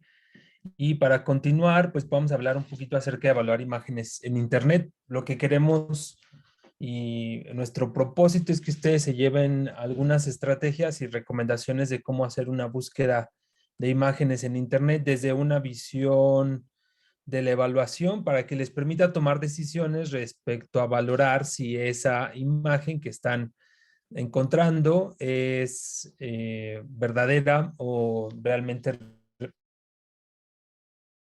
como a un repositorio que está avalado por alguna institución o que se puede utilizar, etcétera. Entonces, estaremos haciendo algunos ejercicios, por lo que les pido que participen a través del chat para que pueda yo ir leyendo sus respuestas. También le voy a pedir al doctor José Manuel que me apoye ahí con el chat para ir retomando algunas de las participaciones de lo que implica hacer los ejercicios que estaremos haciendo el día de hoy. Como bien mencionaban hace un momento, en una parte importante de identificar una noticia falsa a veces tiene que ver también con el uso de las imágenes, particularmente la investigación sobre los procesos de comprensión lectora en Internet ha abordado la evaluación como una parte importante de las habilidades que debe desarrollar un lector, por ejemplo, cuando se enfrenta a un texto de Internet, entre otras, pues acercarse al texto de Internet con una pregunta, con un propósito muy en particular, pero además también para buscar la información en un navegador o en cualquier otro herramienta de búsqueda que tenga Internet. La mayoría usa Google, pero existen otras herramientas para buscar información en Internet. Y también una vez que uno encuentra la información, pues la evalúa y después toma la decisión de cómo utilizar esa información y eso puede incluir compartirla, generar uno nuevo, guardarlo, etcétera. Entonces, dependiendo de cómo esté organizado Internet, pues a veces tener estas estrategias y habilidades nos permite tomar decisiones respecto a compartirlas, por ejemplo, compartir una imagen o aprovechar el recurso o hacerlo verídico. Y en algunos casos las imágenes pueden tener implicaciones sociales, políticas que generan un impacto muy grande en la sociedad. Y en otras ocasiones pues son solo de broma y la gente entiende que son de broma, no todos, para algunos no es necesariamente gracioso lo que se comparte en una imagen, porque como decíamos hace un momento, dependiendo del contexto y de la situación donde estemos, pues no es agradable a veces para algunas personas ver una imagen hecha broma, para otros sí lo es, etcétera. Entonces hay también elementos que tienen que ver con los antecedentes y con mi propio contexto y mi experiencia para saber si esa imagen puede ser o no real. Entonces, vamos a ver el siguiente. Si ustedes ubican esta imagen que se hizo viral hace muchos años, justo después del atentado en Nueva York a las Torres Gemelas, y es una imagen que le dio la vuelta al mundo porque lo que se decía es que un turista se estaba tomando una foto en el mirador del World Trade Center justo unos segundos antes de que ocurriera la tragedia del 9/11 y la cámara fue encontrada entre los escombros. Eso es con lo que se presentó la imagen originalmente de este turista que estaba ahí. Durante esta presentación que estaremos haciendo les voy a mostrar algunas imágenes que son reales y otras que son falsas, un poco para que podamos ir jugando con esta idea de cómo ver si es falsa o es verdadera. Entonces, la primera pregunta es, ¿ustedes creen que esta imagen es verdadera o es falsa? No les voy a decir cuál es verdadera y cuál es falsa, hay de todas, pero ¿qué opinan ustedes sobre esta imagen? Si alguien ya la había visto, había escuchado sobre ella, sabía algo. En el chat, la gran mayoría dice falsa, falsa, falsa, falsa, falsa, falsa, falsa. Muy Falsa, la del bien. avión, falsa. No la había visto, Sí, es pero una creo que imagen. la gran mayoría opina que es fake. Esta imagen fue compartida, fíjense bien, por millones de personas, millones de personas alrededor del mundo justo después de que se compartió el 9/11. Ahorita es un evento que ya es mucho más lejano, pero piensen, por ejemplo, ahorita lo que pasa, como decía José Manuel, lo que pasa en Ucrania, de repente sale una foto de que hay los niños bombardeados y entonces resulta que era una foto de Irak o era de Irán o era de otro país y la gente, no es posible Ucrania, apoyo a Ucrania y empiezan a compartirla y todo el mundo la ve. Así pasó con esta foto y así pasa con muchas otras imágenes que se comparten por internet.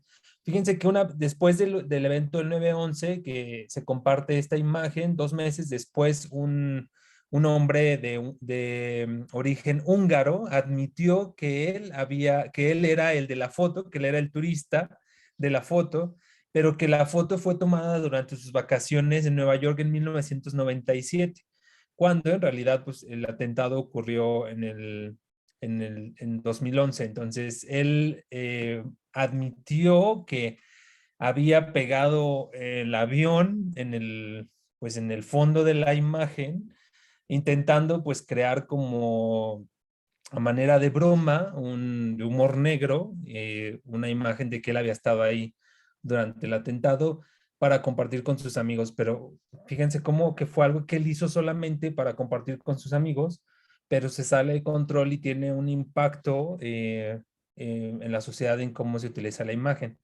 Ahora, uno para poder a simple vista, ahorita pues hay un contexto, estamos hablando de imágenes falsas, entonces ustedes lo primero que ven es una imagen y pues es falsa. Pero fuera de este contexto, si nos encontráramos con una imagen como esta en internet, ¿cómo sabríamos si esta imagen realmente es verdadera o es falsa? Hay varias formas de abordar el análisis de una imagen para poder identificar si esa imagen es verídica o no. Entonces, yo les voy a dar ahorita aquí unas recomendaciones de preguntas que se pueden hacer ustedes mismos acerca de una imagen para saber si esa imagen tiene ciertas características o cumple ciertas características para determinar si es una imagen falsa. hay diferentes tipos de análisis que podemos hacer de una imagen. Cuando digo análisis no me refiero a que tengan que ser ustedes expertos en análisis de imágenes, pero sí que observen con detalle algunas de las características que les van a dar pistas de qué es lo que ocurre en la imagen para definir o determinar si esa imagen es verdadera o no. La primera es hacer un análisis de contenido, es decir, preguntarnos, ¿qué ves en la imagen? ¿Qué es lo que estás viendo? ¿De qué trata esa imagen?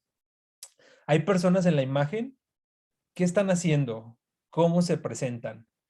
Se puede ver la imagen de diferentes maneras, a lo mejor si me pongo o hago énfasis en otras cosas, etcétera. ¿Qué tan efectiva es la imagen como mensaje visual? Este tipo de preguntas nos ayuda a entender el contenido de la imagen. Es una forma de analizarla, como saber qué contiene la imagen. A veces, cuando nos detenemos a hacer estas preguntas, nos damos cuenta de detalles del contenido de la imagen. Pasa mucho con las imágenes en Internet cuando las recibimos, que están diseñadas de tal forma que prestemos nuestra atención a un objeto en particular. En este caso, esta imagen, por ejemplo, pues los detalles a los que nos permite prestar atención es al avión, al turista y obviamente al número que aparece abajo a la derecha, donde aparece la fecha de la fotografía. Pero si prestáramos atención a otros detalles, tal vez podríamos ver en dónde está dando el sol, por ejemplo, en ese momento, y realmente si a esa hora, por ejemplo, a qué hora fue el atentado, y había sol el día que hubo atentado, estaba el cielo nublado, no estaba, entonces nos permite identificar, por ejemplo, el cielo detrás, el fondo, a lo mejor algunos edificios, quien viva en Nueva York o ha ido, podrá decir, pero en el 97 no estaba este edificio, en el 2011 ya estaba y ahí no se ve. Algunos detalles del contenido de la imagen que nos pueden permitir identificar estos rasgos. También podríamos hacer un análisis visual. Esto significaría hacerse preguntas como, ¿cómo está compuesta la imagen? ¿Qué recursos tiene la imagen? Es decir, es una imagen que va de izquierda a derecha, que es horizontal, vertical. Esta puede ser un pedazo de una imagen más grande, está cortada o es decir, cómo está compuesta. ¿Qué hay en el fondo y qué hay en el primer plano? Es otra forma de indagar como a qué se le da prioridad a la imagen, porque entonces podríamos identificar específicamente, por ejemplo, esto que alguien que ya ha tomado fotografías o que tomaba fotografías en el 2011 podría preguntarse, por ejemplo, como por qué la figura de atrás y la de enfrente están enfocadas las dos, cuando en realidad si tú tomaras una foto de cierto ángulo, tendría solo el enfoque en un objeto y no necesariamente en el otro. Eso dependería de la cámara con la que estás tomando la foto. Entonces, fíjense las preguntas que te puedes hacer para determinar si pueden estar esos dos objetos al mismo tiempo y ser capturados con la misma nitidez en el mismo momento, es decir, si están en el fondo o en el primer plano. ¿Cuáles son los elementos visuales más importantes en la imagen? Ya los dijimos. ¿Cómo puedes saberlo? ¿Cómo puedes saber que esos son los más importantes? Porque son a los que le da prioridad el momento en que la persona toma la imagen o la fotografía. ¿Cómo se usa el color? Ahorita vamos a ver un ejemplo de imágenes en blanco y negro, porque también a veces se utiliza la edición para hacer, ha habido como muchos memes hace poco de imágenes que ponen, que son real, por ejemplo, una que es muy famosa, no sé si la vieron, hay una, la foto de Volver al Futuro 2, donde están los papás del personaje principal, se la pusieron en blanco y negro y la publicaron en Twitter de que, ay, mis papás cuando, en los años 50 cuando se conocieron, y la gente, ay, qué bonito, pero había gente que no sabía que era parte de una película, pero además como la ves en blanco y negro, asumes que es una imagen antigua, pero puede ser que alguien editó esa imagen y le quitó el color, entonces, o hay imágenes ahorita que originalmente fueron publicadas en blanco y negro y que ya les ponen color, y entonces también eso nos da indicadores de si la imagen fue editada, y eso puede ser un indicador para saber si la imagen está falseada, por ejemplo. Sí, también podemos identificar qué significados transmiten las opciones del diseño. A lo mejor quien publica la imagen le da cierto diseño a la imagen para que nosotros podamos ver ciertas cosas. Hay otro tipo de análisis que tiene que ver con identificar la información contextual, y esto implicaría hacerse preguntas como ¿qué información acompaña la imagen? Además de lo que nosotros vemos a primera vista, podríamos identificar lo que se dijo acerca de la imagen. Esta imagen fue publicada diciendo como encontramos la cámara en los escombros y este es lo que salió de la foto. Por ejemplo, si alguien se hiciera esa pregunta con esa información, recibe esa información y alguien que es crítico diría, bueno, ¿y las demás fotos? Porque ¿a poco solo rescataron esta foto? ¿No había más fotos? ¿O solo se tomó una? ¿Y qué tipo de cámara era la que encontraron? ¿Y cómo resistió el golpe o cayó entre los escombros, etcétera? No, se pueden hacer más preguntas acerca de qué otra información en el contexto acompaña a esta imagen. También sí podríamos preguntarnos, por ejemplo, si la información que nos dan sobre la imagen es textual, nos está tratando de informar o a lo mejor tiene una intención de convencernos de algo. Eso es muy importante porque ha habido, sobre todo cuando hay campañas políticas, por ejemplo, o hay intereses detrás de quien publica ciertas imágenes,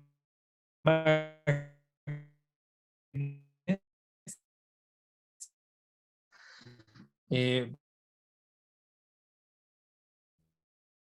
puede haber,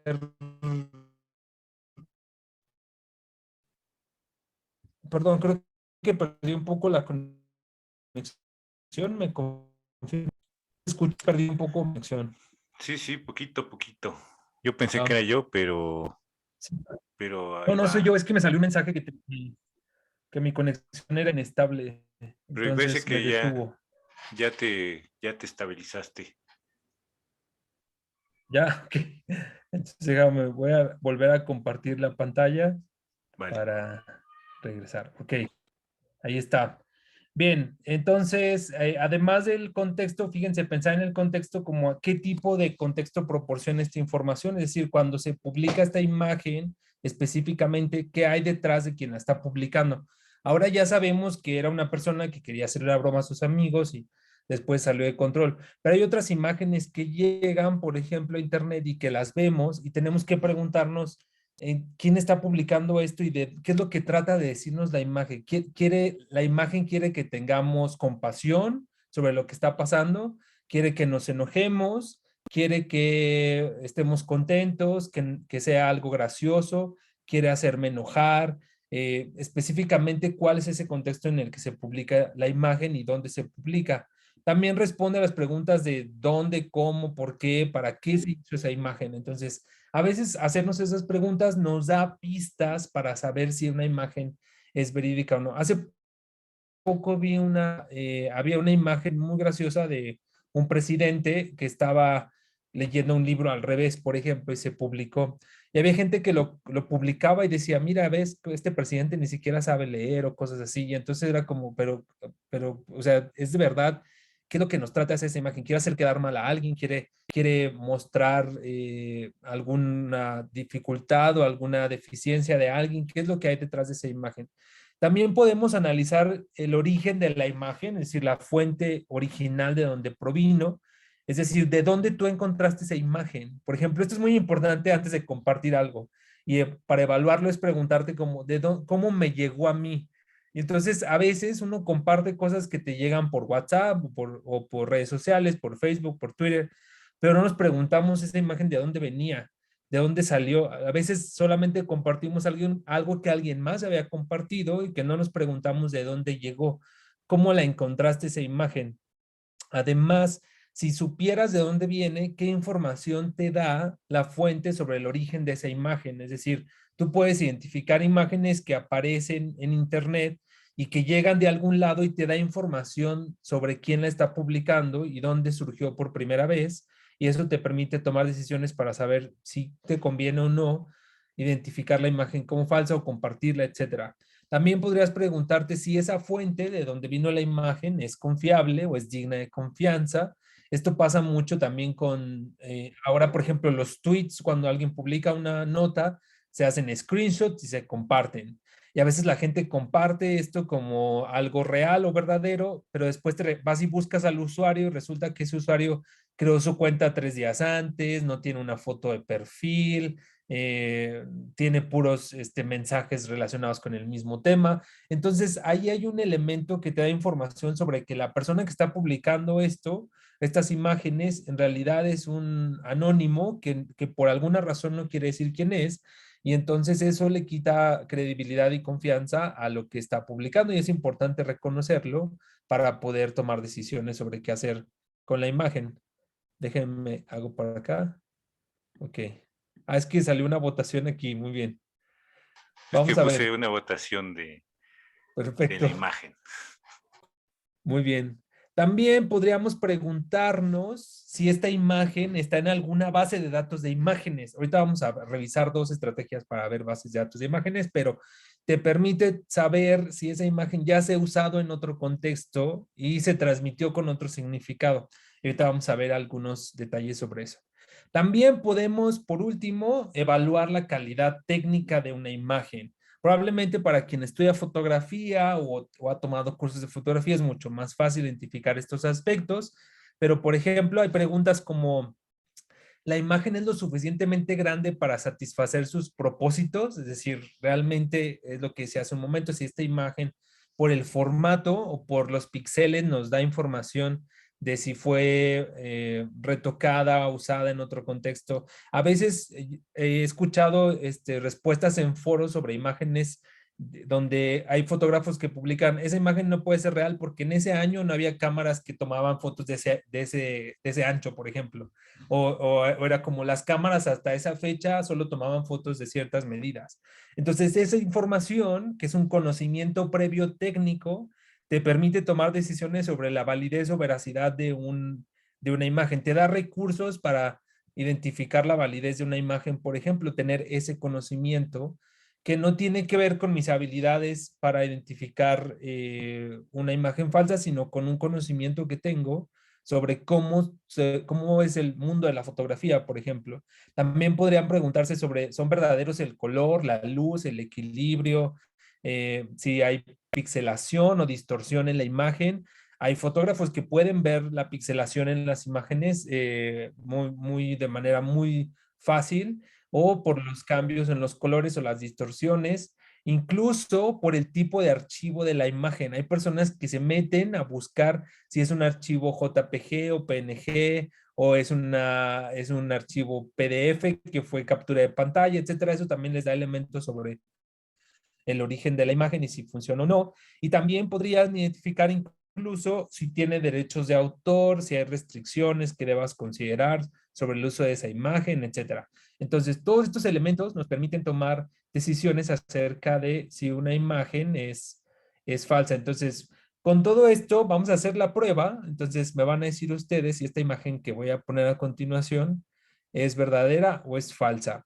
Entonces, espero que hayan tomado notas porque es importante para identificar. Entonces, vamos a ver con estas recomendaciones que les di. Ahorita vamos a ver unas ya más concretas, pero en general, como pensando en cómo podríamos evaluar una imagen, podríamos hacer esto. Les voy a mostrar la imagen ahora. Les voy a platicar. Esta imagen se publicó con una nota que decía, ¿y tú crees que tu trabajo perdón, ¿y tú crees que estás teniendo un día duro en el trabajo durante un ejercicio militar por perdón, se me volvió a ir el internet, pero ¿ahí me escuchan? Sí, sí, te hemos quedado escuchando.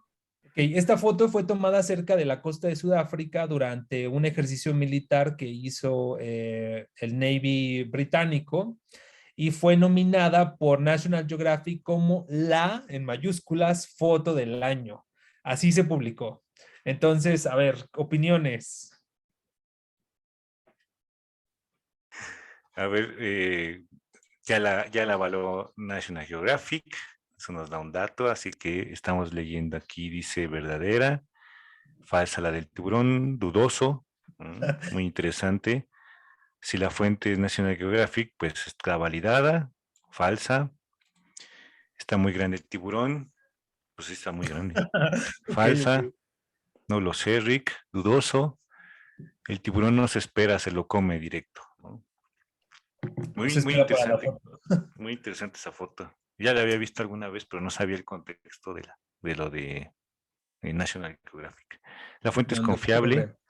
dudoso, no lo sé, parece falso, Rick. ¿Quién tomó esa foto desde el ángulo tan bajo? Ah, esa es una muy buena pregunta, Bricia. Está muy ¿Desde bien, dónde muy está tomada esa foto? exacto. Dice National Geographic ha aceptado imágenes retocadas, entonces ya no sé, ¿no? Dice Susana. Falso. Se acostó en el mar por el ángulo. Exacto. Yo creo que Beatriz tiene nociones también de foto junto con Bricia, porque tienen preguntas, bueno, comentarios muy adecuados, ¿no? Exacto. Pero Fíjense bien, todas las preguntas, ¿no? Adelante, adelante, a ver sí más. ¿Qué está más dudoso, o dicen? sea, está dividida las respuestas.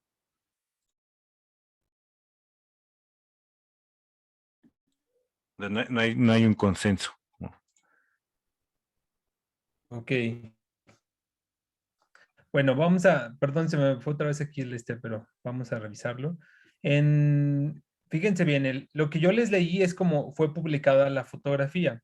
Ahora, el hecho de que así haya sido publicada no necesariamente significa que pues realmente sea verdad, ¿no? Entonces vamos a revisar específicamente los datos reales,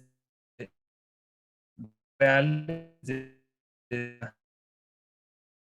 imagen.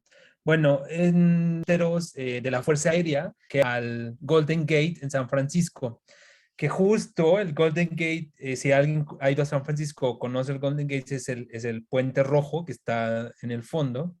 Y entonces, pues bueno, usualmente los tiburones realizan ataques pues en de saltos en el agua como se ve en esta foto. O sea, sí es una forma en la que los tiburones realizan sus ataques a través de saltos intempestivos desde el agua para cazar a sus presas. No obstante, un gran tiburón blanco, que es como el que está en la fotografía, alguien mencionó por ahí, es un tiburón muy grande. Sí existen tiburones de ese tamaño, los tiburones que son conocidos como los Great White Sharks, nunca han atacado un helicóptero en la bahía de San Francisco. En la parte superior de la imagen, que es la parte más importante de la imagen, fue creada por un anónimo que en realidad pegó la imagen del tiburón en medio de una foto que sí existía, que es la del helicóptero con pues como está subiendo por ahí el militar, ¿no? En las escaleras, pero el que editó la foto, que es un anónimo nuevamente, y la foto fue tomada por Charles Maxwell, que es un fotógrafo africano, y en la foto él lo que había fotografiado era específicamente cómo se hacía un ensayo de un rescate de un militar justo enfrente del Golden Gate, que es el puente que está en San Francisco, y esa foto fue también tomada por Lance Chen. Es decir, aquí hay tres imágenes juntadas. Una, la del puente de San Francisco que está atrás, que fue tomada por Lance Chen. La del helicóptero, que fue tomada por Charles Maxwell. Y el anónimo que agregó al tiburón. Ahora, el mensaje que yo les leí, que es con el que se comparte la imagen, donde dice y tú estás teniendo un mal día en el trabajo y entonces que fue nominada por National Geographic como la foto del año. National Geographic no nominó esta foto como la foto del año. Eso es mentira, eso lo puso el que publicó la foto como parte del texto. Sin embargo, National Geographic en el 2005 utilizó esta foto para publicar un artículo sobre las imágenes falsas. Entonces, muy interesante porque National Geographic, que lo habían citado, dice, pues no, no, yo no he nominado esa foto, pero justo se me ocurre que publiquemos un artículo sobre imágenes falsas y su impacto, y entonces pues vamos a usar esa imagen para nuestro artículo. Y la usaron para el artículo. Entonces, si uno se mete a internet y busca esta imagen y pone National Geographic, sí le va a salir, pero está publicada en un contexto completamente distinto, no está publicada en el contexto de que National Geographic la hizo la imagen del año. Entonces puede ser confuso al buscar la información en internet, pero ya con los elementos que ustedes fueron discutiendo se van dando cuenta de cómo se van ocurriendo cómo va ocurriendo una integración de una imagen falsa. Y a mí lo que me impresiona esta imagen, por eso la uso, es cómo el que la editó puede juntar 3 imágenes para crear algo que parece muy real. Entonces, eso es lo que ocurre. Vamos a hacer un ejercicio más, ¿están de acuerdo? Vamos a hacer un ejercicio más con la siguiente imagen. Esta fotografía es de un pollo freído, es un deep fried chicken. Bueno, la cabeza en realidad es la que está freída.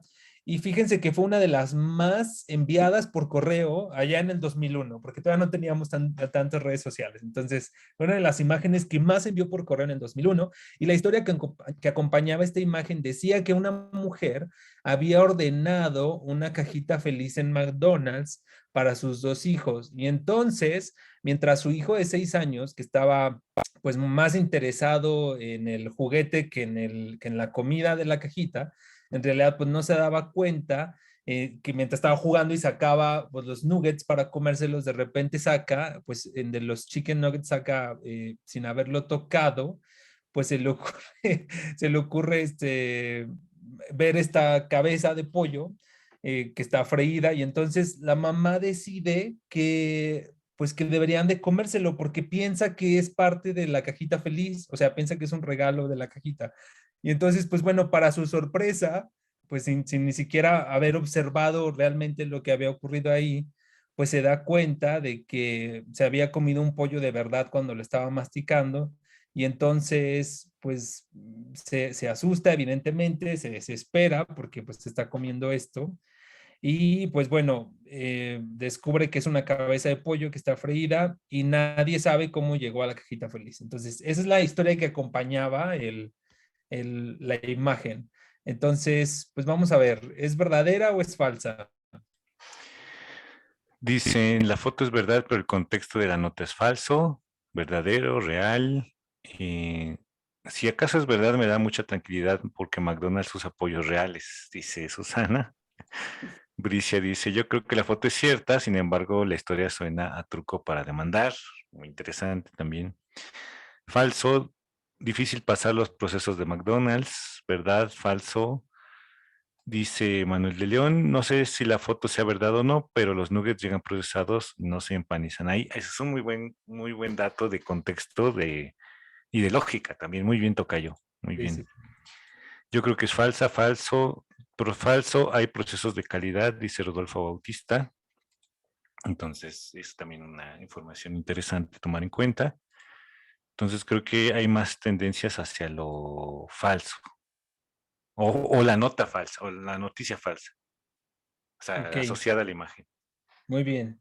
Sí, como bien mencionaban, esta historia es casi verdadera, es decir, no del todo, pero para que conozcan el contexto, en noviembre 28 del año 2000, Catherine Ortega, que es la persona que toma la foto, pues compró sí su cajita de alitas, de chicken wings, en un McDonald's en Virginia, que en un condado que se llama Newport News. Entonces, bueno, ella pues estaba disfrutando sus Mighty Wings donde esperaba pues encontrarse como esto, pero no, en realidad no es verdad, o sea, lo que es falso es que eran los Chicken McNuggets, en realidad había pedido Mighty Wings, que era un producto que en ese entonces, en el año 2000, se estaba probando en el mercado en esa área, porque McDonald's no prueba sus productos en el mundo, sino que hace como pruebas en diferentes zonas, entonces estaba haciendo una prueba de un nuevo producto que no son los Chicken McNuggets, sino que eran las Mighty Wings, que eran como, no sé, como estas, ¿cómo lo traduciríamos? Como alitas mágicas o no sé, algo así. Entonces ella se lleva su cajita a la casa de lo que había comprado, entonces descubre que contiene pues la cabeza de pollo que está freída. Entonces contacta al restaurante, habla para decir que, pues bueno, digan, me salió una cabeza de pollo y entonces el restaurante le ofrece pues regresarle su dinero o darle otra caja. Y entonces ella contacta a los medios para informar sobre esto. Los reporteros que examinaron la cabeza dijeron que se veía exactamente como si fuera, pues, una parte de las alas, no necesariamente una cabeza, pero que ella había editado, o sea, agarró el ala y la había acomodado de cierta forma, o sea, el ángulo desde el que está tomada la alita parece que es una cabeza, pero ella tomó la foto, o sea, agarren así en algún momento lo quieren hacer, agarren un ala de un pollito y la mueven así para tomarle la foto, para que parezca una cabeza de pollo. Entonces, sí la pieza es real, o sea, no está editada, simplemente el ángulo por el que se le tomó la foto hace creer que es una cabeza, pero es una alita. Sin embargo, los abogados advirtieron que, bueno, que pues la demanda que ella iba a hacer, porque además quiso demandar obviamente, pues que ella había encontrado la cabeza en realidad no es una cabeza, sino que era una ala y que en realidad, pues bueno, eso no podría ser considerado como un objeto extraño a la caja porque al final es parte del pollo, aunque tiene, por la imagen y la posición de la imagen parece que es una cabeza, en realidad sigue siendo una alita, aunque ella lo vea como una cabeza y le haya tomado una foto desde ese lugar. Entonces, estos dos factores, primero, que sea una alita, aunque desde el ángulo de la imagen parezca una cabeza, pues hacen entender, y el hecho de que los abogados identificaron que pues sigue siendo pollo, aunque es cabeza, o sea, eso como que en términos de la venta, pues yo te estoy vendiendo pollo y eso sigue siendo pollo, aunque no te guste. Entonces, estos dos elementos tomaron en cuenta para no proseguir con la demanda, pero sí le dieron como es que no sé cómo es en español, pero le dieron como una compensación por el daño psicológico, el trauma psicológico que pudo haber ocasionado que ella confundiera una alita con una cabeza de pollo. Y entonces, bueno, la foto de la cabeza del pollo fue tomada por Sanjay Min, que es del Virginia Daily Press, que son los reporteros que fueron a hacer la investigación porque ella habló a los reporteros. Y bueno, jamás fue reportado como una cabeza de pollo, en realidad fue usado más pues como una noticia ahí local en Virginia, pero pues bueno, tampoco se hizo ningún seguimiento a la manufactura o al proceso de producción de las Mighty Wings de McDonald's, y pues bueno, terminó así en una noticia local y demás. Obviamente McDonald's ya no vende Mighty Wings, pero es bueno saber que, fíjense el resultado de la imagen, que la imagen no es falsa per se, lo que es falsa es la interpretación de la imagen. Entonces, eso también es un elemento que es importante considerar a la hora de tomar decisiones sobre si las imágenes son falsas o no. Como bien decían, hay imágenes que son verdaderas, pero que por el ángulo del que están tomadas nos puede dar la idea de que son algo más. Y eso pasa mucho con imágenes manipuladas. Tengo muchos ejemplos de política donde, no sé si se acuerdan, hace poco, hace algunos meses se publicó una imagen de Trump como que había hecho un evento masivo en un estadio y entonces tomaban fotos donde se veía él y el montón de gente detrás. Pero había gente que había estado ahí y decía, no hay nadie y tomaba fotos de lo demás y dice, esto está solo. Y entonces la foto es real, o sea, está Trump y están esas personas. Pero no, si tomas una foto más completa del ángulo, te vas a dar cuenta que hay pedazos vacíos donde no había gente sentada porque se había hecho un grupo coreano había hecho un sabotaje, entonces compró todos los boletos del evento para que nadie fuera y entonces no había gente en su evento, pero publicaron fotos en el periódico de que había tenido mucho éxito porque toman una foto desde un ángulo donde se ve él y el montón de gente ahí, pero solo ese pedazo. Entonces, esos elementos también nos permiten tomar decisiones sobre la validez de una imagen. Muy bien, vamos a ver dos recomendaciones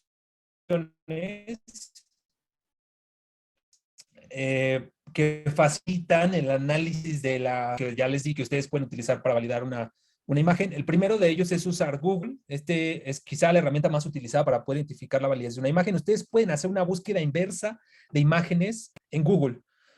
Google Imágenes es especialmente útil para identificar al autor o al artista que haya creado la imagen, porque si está editada y es buena, pues es un artista también, y para encontrar imágenes similares para que puedan ver cómo se usaron.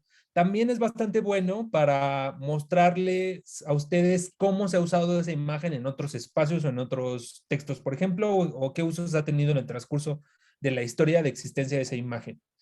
Les voy a mostrar ahorita cómo hacerlo, se los explico primero y ahorita hacemos el ejercicio, se los voy a mostrar en la pantalla, pero básicamente para realizar una búsqueda inversa uno tiene que irse a Google Imágenes, ahí aparece un icono de una cámara pequeña, le vamos a dar clic ahí y vamos a pasar, podemos hacer la dirección web de la imagen para buscar la imagen en específico, pero también podemos subir una imagen para buscarla específicamente.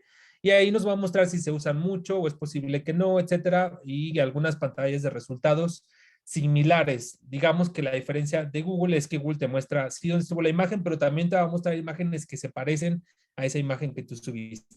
Ahorita voy a mostrarles cómo hacerlo, pero quiero mostrarles la otra herramienta y vamos a mostrar ahorita las dos. La otra herramienta se llama TinEye, o ojo delgado en español, pero este es especialmente bueno para mostrar cómo y con qué frecuencia se usa una imagen o se ha usado en otro momento, por ejemplo, en línea. Si bien no les va a mostrar imágenes similares como lo hace la búsqueda de Google, por ejemplo, sí les va a permitir ver si esa imagen ha sido editada, si la han usado diferentes personas en línea, si en qué otros sitios está almacenada esa imagen y con qué usos qué usos se le dan a esa imagen en esos otros sitios, etcétera. Y aquí también pueden cargar una imagen, un archivo de imagen que ustedes tengan para buscarla en imagen. TinEye les va a mostrar una lista de otros lugares donde la foto apareció en línea, eso ayuda mucho. Y también ustedes pueden utilizar filtros para buscar como mejor coincidencia, más cambiados, más nuevos, más antiguos, por fechas, etcétera. También pueden filtrar por colecciones para tener una idea más o menos de dónde se ha utilizado la imagen. Vamos a buscar, ahorita les voy a mostrar en estas dos, en estas dos herramientas, vamos a buscar esta imagen. La imagen, antes de buscarla, ahorita la vamos a ir a buscar, ustedes la pueden buscar también, pero antes de buscarla, esta imagen corresponde a unos marines que están levantando la bandera americana de Estados Unidos en la cima de pues uno de los lugares más famosos y perdón, iba a decir en Japón, pero es que ya no estoy seguro si es en Japón, no me quiero equivocar. Pero bueno, es un espacio en esta foto, porque es en Suribachi, pero bueno, fue tomada por el fotógrafo Joe Rosenthal en febrero 23 de 1945. Y es una de las imágenes históricamente más reproducidas hasta la fecha. Esta es una de las, seguramente esta la han visto en algún lugar o han tenido oportunidad de observarla. Hay hasta una imagen de Los Simpson que recrea esta imagen también, por ejemplo. Es una de las imágenes más reproducidas a nivel mundial. Y esta imagen se convirtió también en una estampilla del Servicio Postal de los Estados Unidos. También ha servido como modelo para crear un memorial de los marines en la guerra en Virginia, en Arlington.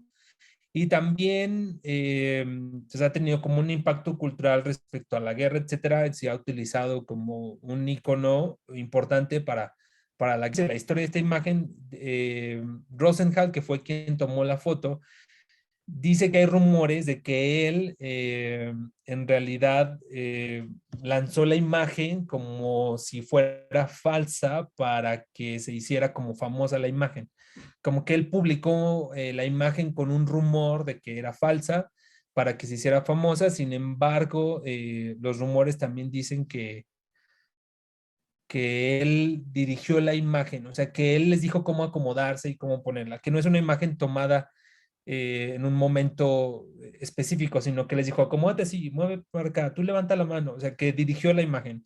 Pero son rumores, la verdad es que a la fecha no sabemos si eso pasó o no pasó, pero es lo que se dice de esta imagen, pero es una imagen verdadera, aunque se dice que fue dirigida, pero no se puede saber.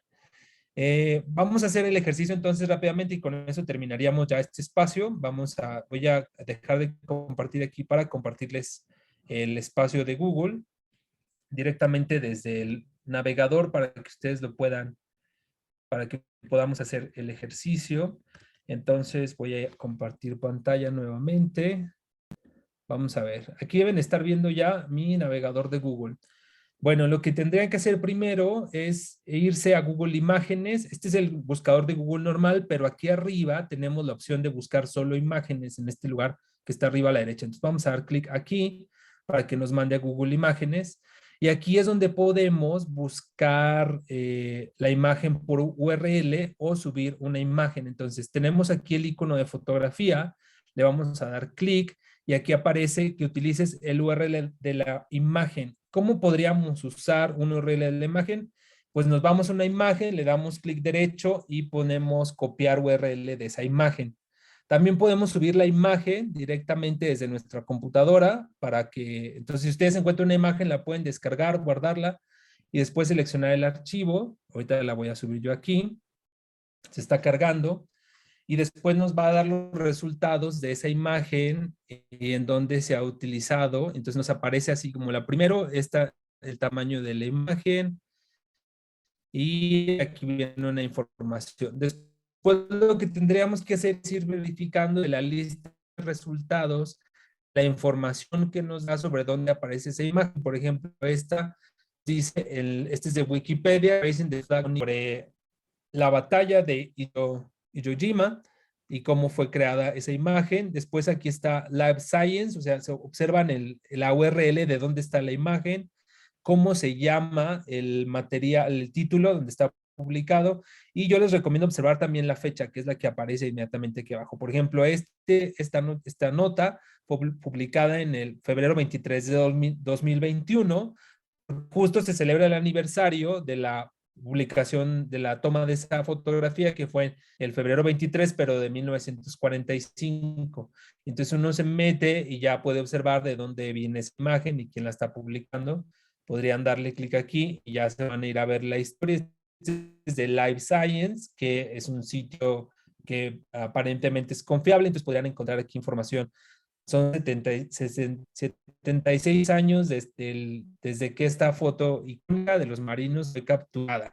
Entonces aquí está la imagen y aquí nos explica un poco acerca de la historia de la imagen, quiénes estaban ahí, etcétera, nos da datos. Entonces, así solo subiendo la imagen ya tenemos información sobre esto. Nos da otras imágenes similares. Aquí hay algunas editadas, pueden ver cómo están. Aquí hay otras, miren, esta es otra imagen que también se tomó ese día, pero que aparece desde otro ángulo tomada. Entonces nos da información sobre cómo la imagen aparece y nos da datos acerca de dónde se ha utilizado, etcétera. Y bueno, después aparecen otra serie de listas acerca de imágenes de los sitios donde puede estar utilizado.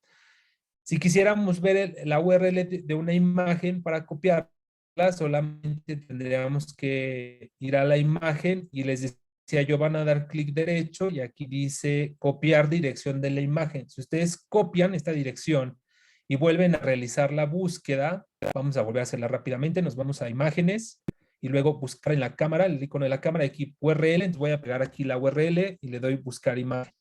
Y otra vez me va a mandar a la lista de resultados de la imagen que estamos buscando. Pero ahora nos manda otros resultados, ¿ya vieron?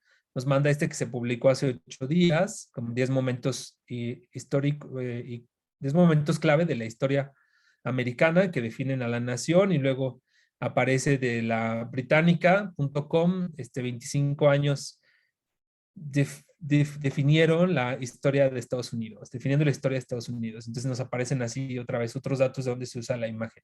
Vamos ahora a buscarla en TinEye. Esta es la otra herramienta que les dije, tineye.com, también la pueden utilizar. Aquí también pueden usar la URL y subir la imagen. Es el mismo camino, entonces vamos a subir la imagen aquí donde dice cargar. Vamos a seleccionarla. Yo ya la tenía descargada para que fuera más rápido para ustedes. Y fíjense, nos muestra 17,613 resultados. Y esta imagen, hay un catálogo de 53.1 billones de imágenes de solo esta imagen. Y entonces lo que hace es mostrarte así a primera vista de dónde puedes encontrar esta imagen. Y entonces te dice, bueno, está en el stock de Adobe, está en alami.com, está en hoxes.org, que por cierto, Hoxes es una página que también sirve para identificar imágenes falsas, nada más que ya no se usa, ya no está actualizada. Entonces yo ya no la uso porque ya la abandonaron. O sea, los que la crearon ya la dejaron ahí.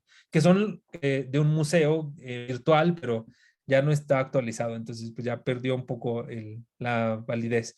lauramuertaempieza.com, y entonces ahí te va mostrando todos los sitios donde puedes encontrar esa imagen. Evidentemente, pues hay un montón, pero podríamos hacer un filtro, decirle solo muéstrame los 249 resultados que encontraste en colecciones. Entonces ya nos muestra solo los que están en colecciones. Si yo estoy buscando específicamente, o si esa imagen, no sé, a lo mejor la vi en un periódico y quiero saber si el periódico realmente publicó esa imagen, a lo mejor puedo ir aquí al filtro y buscar, por ejemplo, si ese periódico aparece aquí. Mira, aquí aparece DeviantArt, Flick, Wikipedia, Behance, Flickr, River, que son como espacios de almacenamiento. También puedes acomodar los resultados por el que más han cambiado, most changed, o la imagen más grande, la más nueva o la más viejita.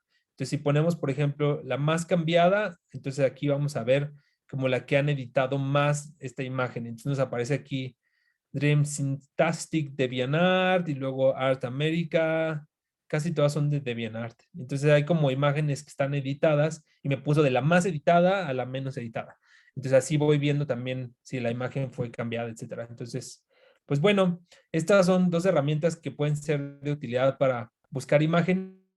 Solo recuerden que justo lo que quiero, la reflexión que me gustaría que se llevaran es que el análisis per se de la imagen, como solo por utilizar la herramienta como Google o Tiny, no te da información. Si se fijan, lo que nos permite tomar decisiones es todo estas preguntas que nos hacemos acerca de la imagen para determinar su validez. Y son preguntas a veces tan simples como de qué tamaño es la imagen original, hasta desde qué ángulo está tomada esa imagen y si hay más fotos de ese momento o de ese espacio en otro lugar.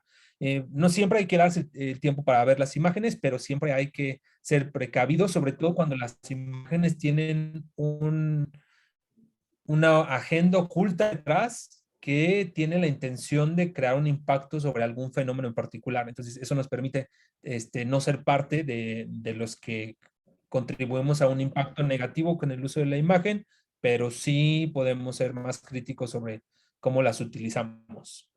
Pues bueno, espero que ahora cada vez que vean una foto, una imagen, van a decir, ya no pienso igual, las veo diferentes.